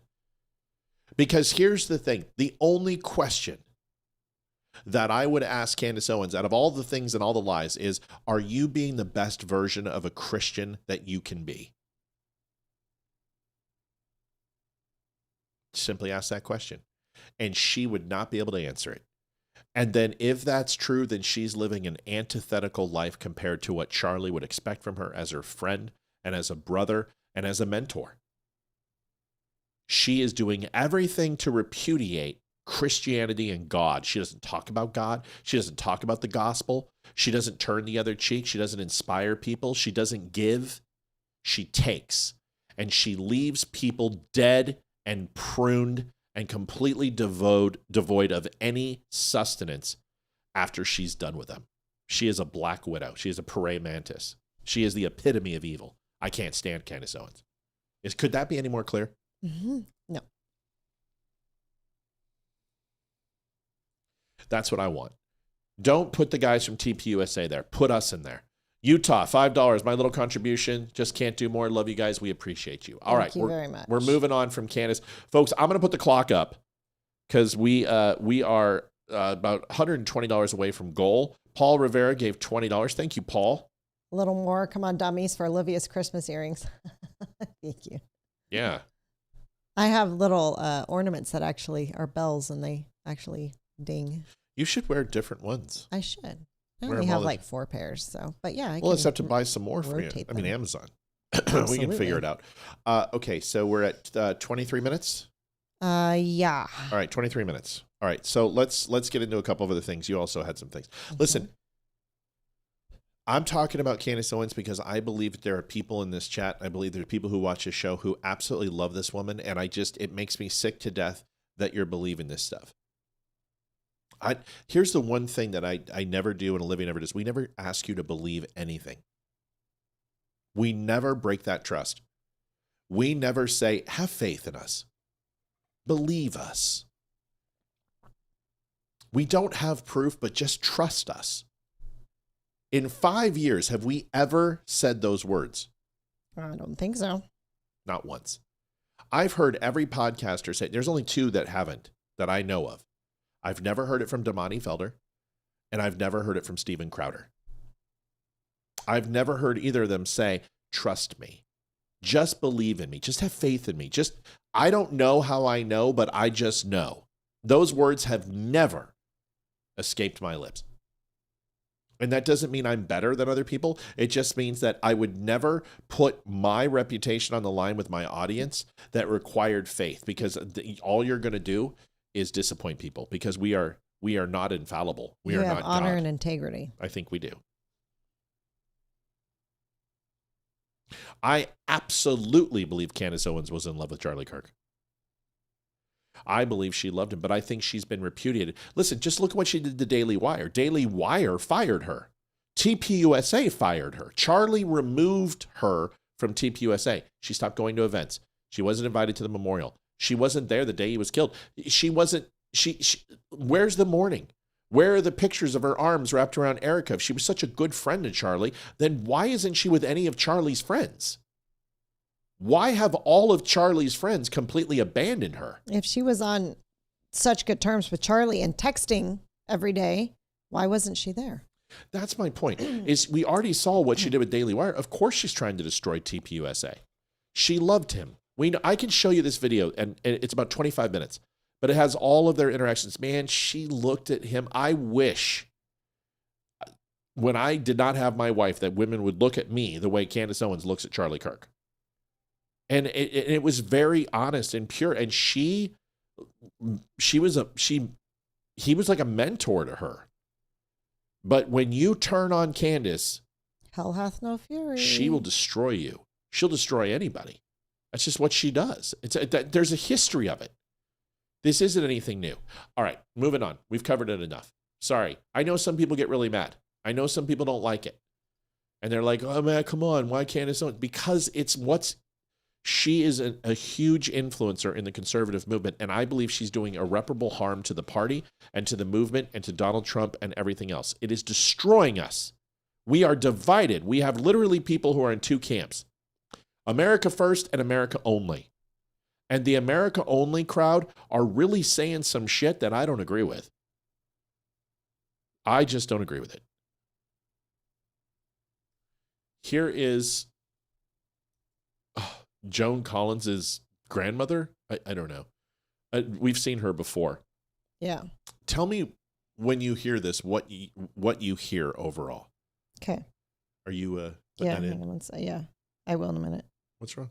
I got to make sure this is the person I think it is, so I put the correct name in. It is. Is it? Okay. Yeah, it's JD. Okay. Just making sure. Yeah. Okay. Yeah. Okay. JD, $20. Just wanted to say thank you, JD, for that. That's going to punch in right now. That puts us at 201. We're about $99 away. We're right on schedule to hit our goal. Here is, when you hear this, here's JD's. Thank you, JD. When you hear this, tell me what you hear. Okay. What is she saying to black people, to Hispanic people? Listen to this. Road Warrior, I learned a few things from you. Thanks for that. Hey, thanks for stopping by. Yeah, we hope you thank come you. back. We Yeah. really do. Something else you said you'd had it with are minorities in ICE. I mean, that connects to this, right? Yeah. It's like, not only do you have no moral compass, and how many times have you seen these guys? They've got their masks on, so you can't see their whole face. But what you can see, it's like a brown skin tone and a dude who looks like his last name is probably like Lopez or Hernandez or something. It's like, what is wrong with you? Not only do you not have morality, apparently you don't have self-preservation. I mean, these people hate you. They hate you. They hate your family. They hate your kids. They hate your future grandkids. They don't think you belong here. You're not a quote unquote heritage American. You're never going to belong. And you're the one implementing the violent force against your own community. I just can't wrap my head around that. Something else you said you'd had it with are minorities She certainly can in wrap her ICE. mouth around a lot Something of things else from you what I've said you'd heard. had it Well, with. I consider my community and my people Americans. Well, don't you think? I Don't you don't think? consider illegal aliens my community. And if you're not here legally, then you should get out of my country. You're such a racist I know. Mexican. For a Mexican, why do you hate your own people so much? Exactly. So disrespectful. What were they saying to minorities who are in ICE? I mean, can you imagine what? Basically calling them Uncle Toms is Yeah. what they're doing. Yeah. Get in line. Exactly. Do what you're told. Why don't you have a bunch of white women who are so full of Botox that if you put them next to a microwave, they would emit so much gamma that they would melt. Yep. But they're telling minorities, how dare you turn against the Democratic Party? Get in line. Yep, that's exactly what they're telling Why don't you get back on the plantation and do what you're told? Who the do they think they are? And you know, if I want to listen to anyone talk about Hispanic culture, I'm definitely not going to a freaking middle-aged white woman. Sorry, you don't look like you've got any Hispanic blood in you. Now, I could be completely mistaken because I've got Hispanic blood and I don't look Hispanic. Neither did my grandmother. And she was from Mexico. But I'm not going to listen to that from you. You know, just not going to happen. Oh. Hold on. Something's going on. What's up? No, just something's going on. Like, of what I was talking about that previous person who came after us. People are having a conversation about it. I'm trying to catch up. Roberto? No. The person who said all those things about us with Wimkin and everything. Oh, yes. That person. Yeah. Venmo's down? Oh, bummer. Oh. Kay says she unfriended all of us, said someone was spying on her and had no idea what went down. I was wrapped up in my life. The interesting thing is there were more than 15 people spying on her. See, the problem, what I've learned is if you're going to come after somebody, if they've done their job and they've built a reputation of trust, people are very forgiving for quite a long time. This is why Candace is successful. And when our integrity was questioned, it has not been questioned to that level ever, number one. And it's been, people have tried, but it just fails on its own merit. So when somebody who was respected, who I respected, the thing is that everyone saw the live show when it took place and saw how she acted and immediately knew, okay, something's wrong. And so the show that I did was because there was serious allegations and a breach of my privacy that was broken that had to be addressed. I've let that go. But my point is that still remains. My point is, if you build a relationship with people, they are very forgiving for quite a long time. And if you're going to try to crack that trust and break that trust, you better have something that is irrefutable. And you better have something that is so like ironclad. Otherwise, it's going to reflect and bounce off of you or bounce off of me, and it's going to crush you. Candace Owens right now is being crushed by the weight of her own lies and lack of integrity, and it's going to destroy her. That's my point. What do you write?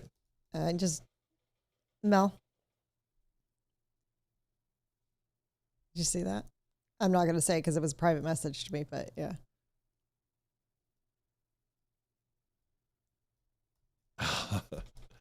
Listen, here. Can I say something? I see what's going on. Be friends with whoever you want to be, and I don't care. I don't care. I will never allow that person in my circle again. Ever. You decide what you want, but don't do it for me. I don't care. You guys get to be whoever you want to be. I just simply cannot have somebody who shared my personal information like that and shared my banking records. I'm sorry. No. You're not ever going to get anything from me ever again. You will never use my show or my family or anyone ever again. You certainly earned and benefited more from knowing me than I from knowing you. And that's just the truth. Yeah, it really is. That's just the truth. Like, very much so. Yeah. You're toast. You're toast to me. You're cooked. So that relationship is over. Yes. Never will come back. Nope. Nothing you can do. All right, moving on. Lori Kenny, 2110. Thank you very much. That's a new donation. That is a new name. So thank you very much. Welcome to the show. So these two women on this podcast, it's kind of funny because I was scrolling and I was like, God, they look like somebody that I know. And they don't look like somebody I know, but they look like somebody who I remember. And you may remember this horrible movie with the Wayans brothers called my gosh. Called White Girls. But am I kidding or so what? She's even wearing pink. She's even wearing black. Am I kidding? Am I kidding or what? I mean, how good is that? That's hilarious. Oh, that's so funny. How good is that? Oh my, that's funny. Yeah. Yeah. You know what? Here's what I would ask from people is that if you receive a friend request from that person, she needs good people in her life.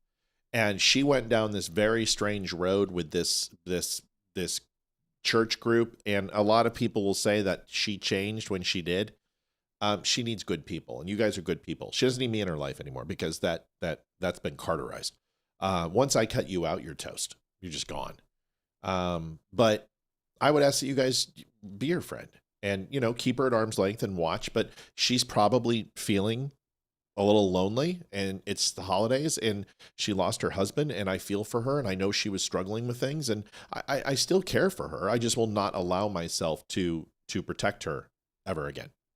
So you guys should be friends with her because you can help her.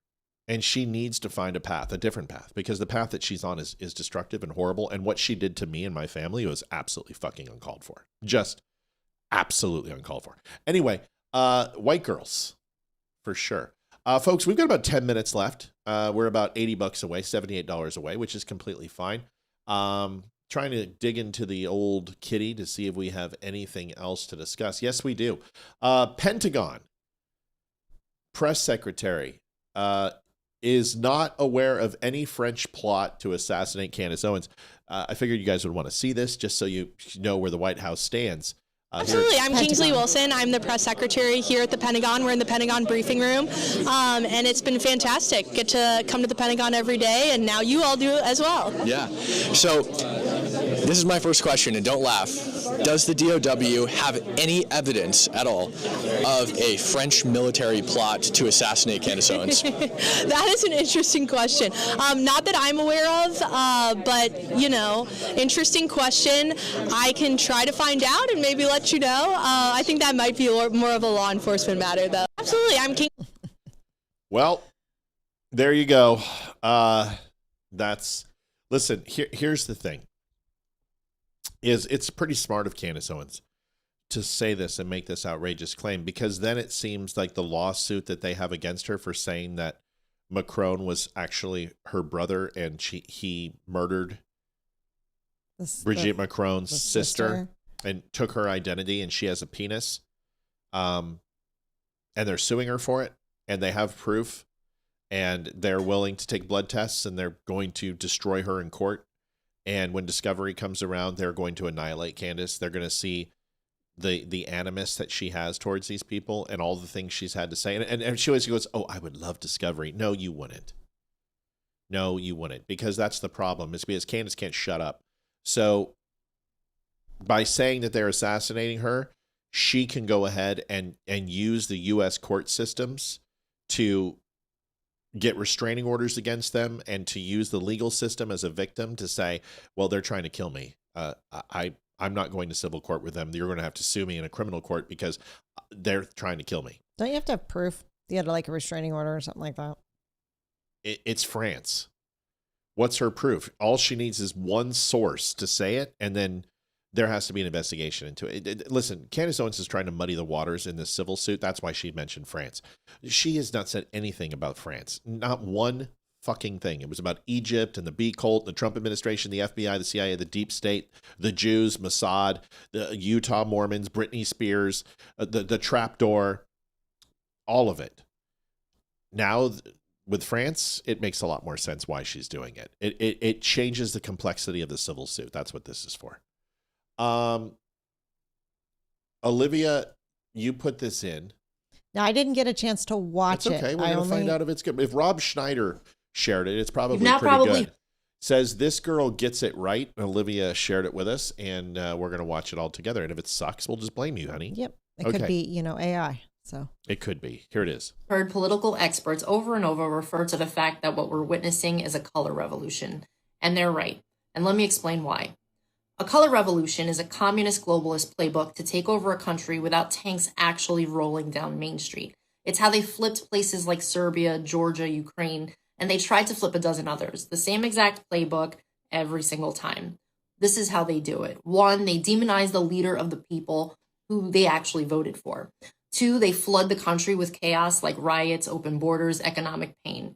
3, they weaponize the courts, the media, and big tech to finish him off. And 4, they install a puppet who sells the country out to China and the UN. And that's not theory, that's the manual. They opened it on us in the United States the day Donald Trump won in 2016. And here's how they ran it on us step by step.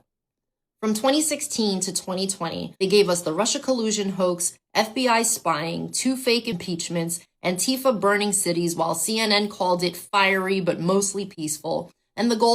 This is great, by the way. By the way, folks, Venmo is down. Has nothing to do with us. Maybe they're on the same servers as Rumble. So you can go to PayPal and donate if you want directly. And you can also go to thedumbshow.com/donate, and you can donate directly from the webpage into it without using PayPal or Venmo by using your credit card or Apple Pay, however you want. But Venmo is down right now for some reason. Thanks. The goal was to make you hate the guy you voted for. In 2020, we had 2 a.m. ballot dumps, boarded up windows, 51 Intel... Melanie, I did see that video. I want to play it probably Friday, though. Agents lying about Hunter's laptop, Zuckerberg dropping $400 million to help count votes in Democrat cities. And the goal there was to steal the election while calling you a conspiracy theorist for noticing. From 2021 to 2024, we had Joe Biden opening the border on day 1, 12 million plus illegals, military-age men from China and Venezuela and all over the world, free flights, free hotels, free EBT cards, all on your dime. Cities collapse, crime explodes, schools and hospitals break. The goal, to make Americans feel like strangers in their own country. Then from 2021 to 2025, 91 felony charges, Mar-a-Lago raided, gag orders, mug shots. They didn't want to just beat Trump. They wanted to break him and every future patriot who dares to run. Look at what they did to Charlie Kirk. That is a textbook color revolution. But on November 5th, 2024, the American people looked this Marxist coup dead in the eye and said, not today.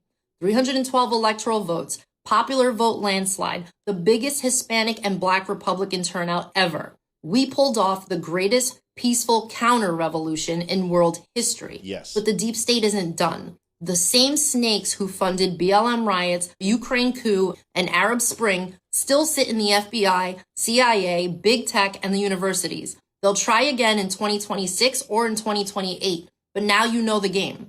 Every time you see another mostly peaceful riot, sudden experts all using the same scripted words, a new crisis 2 weeks before an election, you're watching the Color Revolution playbook live on American soil. Never forget what they tried to do to us. Back mass deportations. If we have no... Thank you, Joseph Hillstrom, $10.80. Appreciate everything your show brings to us dummies. I've learned a lot over 4 years. We appreciate you, Joseph. Thank you. Border, we have no country. Protect every America First fighter willing to swing the axe on the swamp. Teach your kids the truth. Communism didn't die in 1991. It just died a tear purple and moved to Washington. This is still the United States of America. We are still the home of the brave, and the brave do not bow to color revolutions. Recognize what is happening. Stare it in the face, speak out against it, and then we finish taking our country back, one closed border, one drained swamp, and one restored republic at a time. We need to support our president in taking all necessary measures to do just that. God bless you, and God bless the United States of America. Yeah. I like her. Yeah, it's very well said. Libre Tad says Captain Hindsight. I don't know if that's in regards to the video or me. Hindsight, if you don't have clarity with forward-looking vision, hindsight is an amazing way to establish where you're going to be. What is past is prologue. Shakespeare happens to be 100% the truth.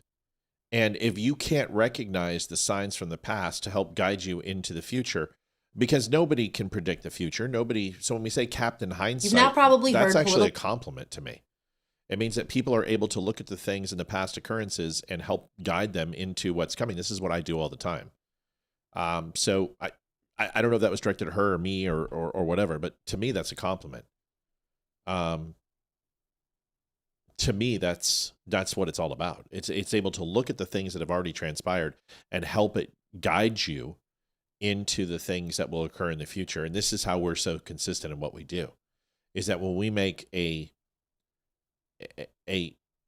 not even a prediction, when we make an educated guess, it more often comes to fruition because we kind of leave the grandiose speculation, supposition, and conjecture out of every conversation and focus on simply the facts and the probability of something happening based upon the past. That's how we predicted the election last night. It was based upon 3 other elections and looking at those numbers and recognizing the trends and where his approval rating is and making an educated guess. I don't think that's a problem. I think Libra said she was barely born in 2016. That's not a bad thing. The young people need to get involved, and the young people need to be educated on the past. They need to be educated on what's happening right now, because the brainwashing was usually just in college. And that's why you've got the 30-somethings right now that are off the handle. Yeah, that's a good point. But it's a really good point. They are starting the brainwashing earlier into high schools, middle schools, and now they're going into elementary schools. And they're trying to get a hold of our kids from the age of 5 on, because the age of 5 through 10 are some of the most influential ages in children, where they are the most open to believing stuff. Yeah. And that's why my son wanted to be Spider-Man at the age of 5. Yeah, and she's almost 40. And so she's not a young woman. She's a mother and she has a child. She just looks really young. She looks young, but she 2016, she was 30 something, 28, 30. Yeah. And would Hayden, I mean, go ahead, babe. I mean, the whole children are our future is absolutely right. And the Democratic Party knows that. So they're trying to get their claws into our children to change America into what they want it to be.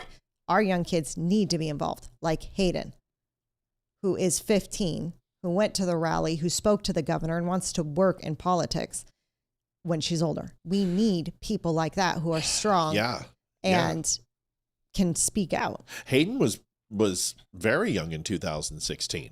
She was 6. She was 6 years old, but Hayden can speak very articulately about Donald Trump and his first term. Mm-hmm. She and followed the election with us. She's studied these things. So I don't look at somebody's age as what I have a problem is when people are trying to predict the future, what's going to happen. without historical context based upon their experiential learning. That shit I can't stand. But if she's going to give a recount of going in the past and pulling, like, listen, I wasn't born in 1940. I wasn't born in 1932. I wasn't born in 1913, but I can tell you the rise of world history towards World War II, World War I. I can talk about the Ottoman Empire. So you don't have to be alive to use historical data to make predictive forecasts for the future. So I don't consider somebody's age to be a detriment. It's when, like I said, it's when they base all of their decisions off experiential learning and say, I know enough. It's like, well, have you studied that? No. Okay. What have you read on this? No, I don't know. Nothing. I watched a movie. I watched, Braveheart. So therefore I know everything about, Gaelic and Irish lore. Well, no, you don't. You're missing a ton. But that doesn't mean that you're not capable of learning, and it doesn't mean that you don't get to have an opinion. But understand that that's an opinion based on a lack of credible historical context and experiential learnings. Like we were talking to somebody at the theater tonight at my son's choir, and he's like, talking to me about California. And then I found out he found out where I was stationed, and then he starts talking about Israel. And I said, "Oh, what part of Israel did you go to?" And he goes, "Are you familiar?" And I'm like, "A bit." And that was exactly my answer, a bit. And then I explained to him that I was stationed and I worked with IDF and Mossad for a short period of time. And you could tell that he's like, okay, well, now this guy knows, he has experiential learning and he's obviously schooled in historical context. And so I don't think that you've got people like Jordan Peterson who say, the appeal to authority fallacy, which is because I'm an authority figure and I've been to school, you must trust everything I say. I don't agree with that. And then there's the people that are like, oh, well, I've got family and I've had experiential experience in this, so therefore you should listen to me. I think that's very dangerous because you should research yourself. Yes, you should research things and then base your research upon your experience, and vice versa. You should research based on your experience, historical context, because here's the best way to describe it. You walk into a boardroom and you're new to a district and you were shit hot in Colorado and everything you did in Colorado worked. Everything you touched was gold. But then you move to Arizona and you're like, okay, guys, this is what we're going to do. We're going to make sure that every single trade game is 3 deep. We don't have any more than 3, any less than 3. 3 deep fills up the wall, but also doesn't mix categories. And every time we have to reorganize the wall, it's not going to be a pain in the ass because there's only 3 games of each title. Really simple, ready, break. And then you find out that your shrink goes up and games are stolen at a higher clip because there's more product. And instead of them taking 1 of a game, they take 3. And you go, well, this worked in Colorado. Why isn't it working in Arizona? Well, the organized crime in Arizona is much more effective. They're much more ballsy. There's less, process of arrest. And you go to everybody and you say, why didn't you guys let me know this? Well, you didn't ask. So you took your experiential learning in Colorado and you tried to apply it without historical context in Arizona, and you failed at something that was already tried. And this is the problem where you get these Aryan nation Nazi wannabe dipshits like Nick Fuentes, is this has already been discovered. This has already been tried. The jury has deliberated and the ruling has been conducted, and Nazis had their time, and there's a reason why it was repudiated and should never come back on this earth, is because it's already faced its day historically. And just because you're experiencing these things and using your anecdotal experience to justify it doesn't mean that it's valid. This is the issue where people go, oh, that's an appeal to authority. No, it's not. Historical context. I don't need to know that the Nazi movement was complete dog shit to live at that time to understand it. And I don't need to read every book on it. With a mixture of experience and history, I know enough to know that this movement was complete dog shit in every way and every facet that it was, because it was a socialist movement disguised as fascism. It's in the name of the party. They were the National Socialist Party, for God's sakes. It's in the name. Something to think about. Would you follow her so I can find some contact info? Yeah. Her name is Michelle Maxwell, and I would love to have her on. Yeah. She is a rock star. Okay. She's got a ton of great stuff. And yes, I will play that again. Folks, we're at 2:33:58. Joseph Hillstrom. We're going to go. Looks like tonight is going to... we're at 0 minutes. I am an archaeologist by education. I barely know crap compared to people in the field. Well, that's like people who pretend they know everything about the Middle East. I read Decline and Fall of Rome. Doesn't make me an authority on anything, least of all Decline and Fall of Rome. Well, no. Just because you read one book doesn't mean you're an expert. But what it does create is books. Books are doorways into questions, in my opinion, and it allows you to see things that make you curious and inquisitive. A book should not remove curiosity. It should enhance it. And I look at it as like a family tree, or every time I read something, it creates branches and different leaves and bears different fruit. And then when that fruit drops off the tree, maybe I miss some things, it plants another tree, which I can jump to another one. But every time I read, if curiosity is quashed,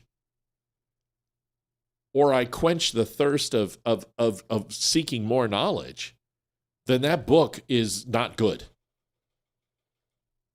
That book did the opposite of what a book should do, which should create more interest in the subject and branch off into different areas to help you explore. And that's where you gain knowledge. When you read a book and it answers everything you wanted to know about the subject, then that book is in my opinion a horrible one.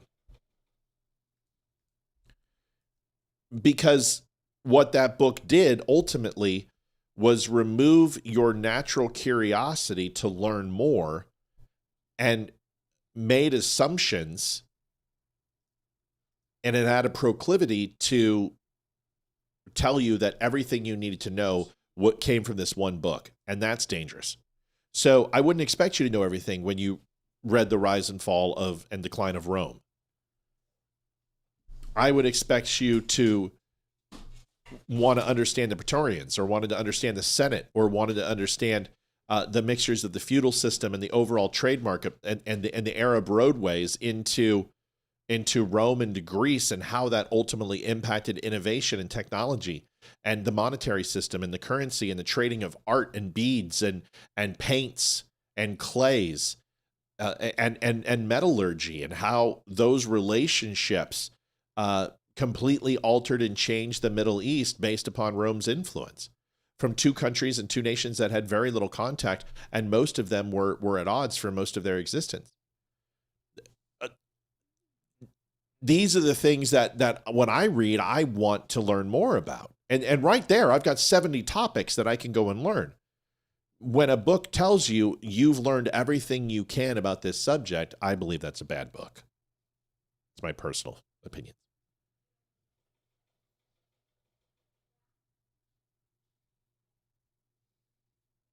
Great. And I've read the Winston Churchill Chronicles, and I've also read the entire 23 volumes of the Warren Commission, but I don't know everything about the JFK assassination yet.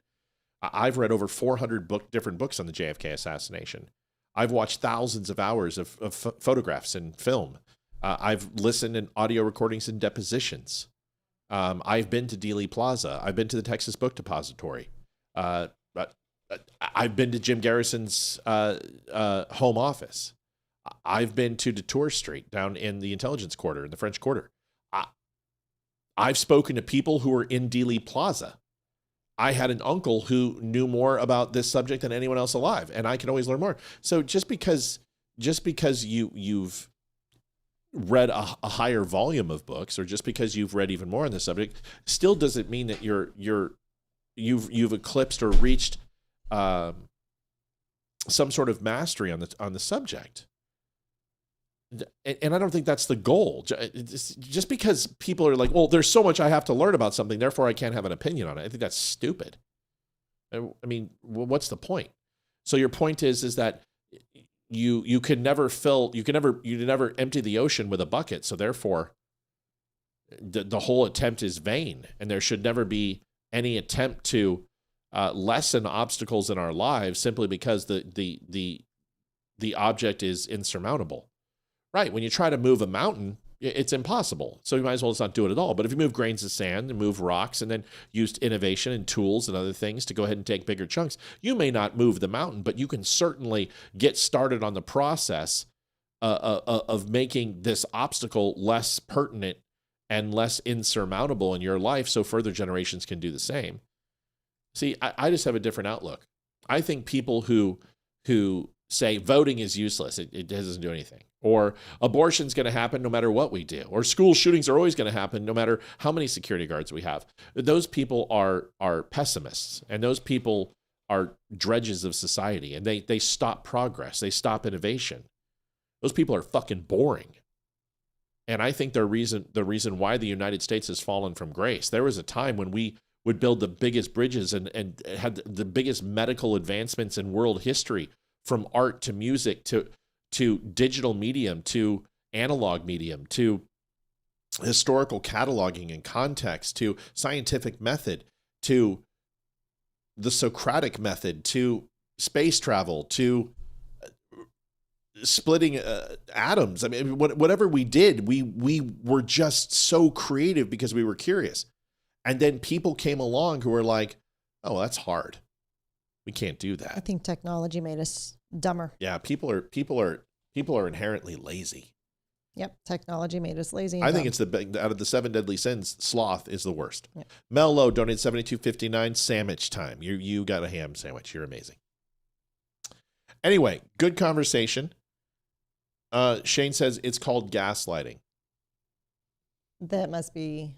No, he's talking to me. He says it's called gaslighting, Matt. Gaslighting, I don't know what that means. I know what gaslighting means, but I don't know how it's relevant to what we're talking about. Libre says, I couldn't begin to explain what I've learned because it's all something it takes a life to digest is my point. I agree, Matt. But here's the thing, is that you don't have to tell me what you've learned. You can tell me what you haven't learned. And that is a better conversation than what you know. Because I can say, well, I know about that. And you can say, oh, well, I know about this. And the exchange of information, the duality of that is going to cover more ground than if we just tell each other what we already know. That is where learning truly, this is where in the abbeys and the monks and the abbots, and whether they were Bushidos or whether they were, it doesn't matter, whatever type of ism you want to put it into, whether it was the Taoists or Bushidoism, or you want to go into the Shaolin monks, the one when the holy vow of celibacy and silence was done, the one thing that they did besides bathe and cleanse themselves and put on new garbs and new garments and change their station as no longer as a plebe or an honorary apprentice in this process, is that they would sit and discuss amongst themselves what they didn't know still. And this is the lost art of conversation, where people have completely failed themselves because they don't discuss what they don't know. They only talk about what they do. Shane said, when people tell you voting does no good. That's what That's he was saying, gaslighting. was gaslighting. Shane, great point. Yes, absolutely. You can't gun control. Gun control is the answer. Arming teachers is not. That's a gaslighting. Yes. So I that's a really important point that I want you guys to take away from this tonight, because I think that right there could change the world. One person can't change the world. I disagree with that. One conversation, this is why I adore Donald Trump, is the man knows what he doesn't know. And he goes out and finds out, and he asks questions, and he collects people who know more than him about something. And then he learns about it, and then he takes credit for it. This is what Steve Jobs did. This is what Abraham Lincoln did. This is what Donald Trump does. And the best people in society, it's what I do. If you don't know something, that is nothing to be ashamed of. That is to let you know where you need to keep your powder and where to spend it and where to keep it dry. That's it. Liv? What do we got going on Yes. tomorrow, baby? You and Leroy. And yeah. Me and Leroy, 7 o'clock. Yep. Yep. JD, vaping is easy to quit. The trick is go buy 3 different levels of juice, buy 0 nicotine, and then buy like level 5, level 3, and slowly in the 0 nicotine, fill up your vape, put in 5 drops, then put in 3, then put in 2. And after a while, you'll get off the nicotine, and then you just need to get over the oral fixation. But I did the same thing. I smoked for 30 years. Yeah. And you Then I vaped for like vaped 5. when we moved to California, and the last like 2 years you vaped, there was nothing in it. It was just. Yeah, it's just the action of vaping. It's the taste. It's the oral fixation. Mints help, stuff like that. All right, see you guys tomorrow. Listen, thank you for the donations. Thank you guys for being here. I appreciate all of you. We'll be back tomorrow at 7 o'clock. Thanks for letting us come on a little bit later. We stayed our full 2 hours like we promised. Thank you for all the likes and everything else. We'll see you guys 7 o'clock tomorrow. God bless. And for the new people who showed up, we also thank you. If you don't learn something new every day, it is a wasted day. I think that's fair enough. I think that's a great statement to go out on. Mel, outstanding. Libre, see you later. Good night, everybody. God Night, y'all. bless. Roberta, you're a little bitch. Bye. Adjusting transmitter output. This is the Don't Unfriend Me Show with your hosts, Matt, Leroy, Amy, and Olivia. Geopolitics, military analysis, and election coverage. Coming to you live on all major social media channels at The Dumb Show.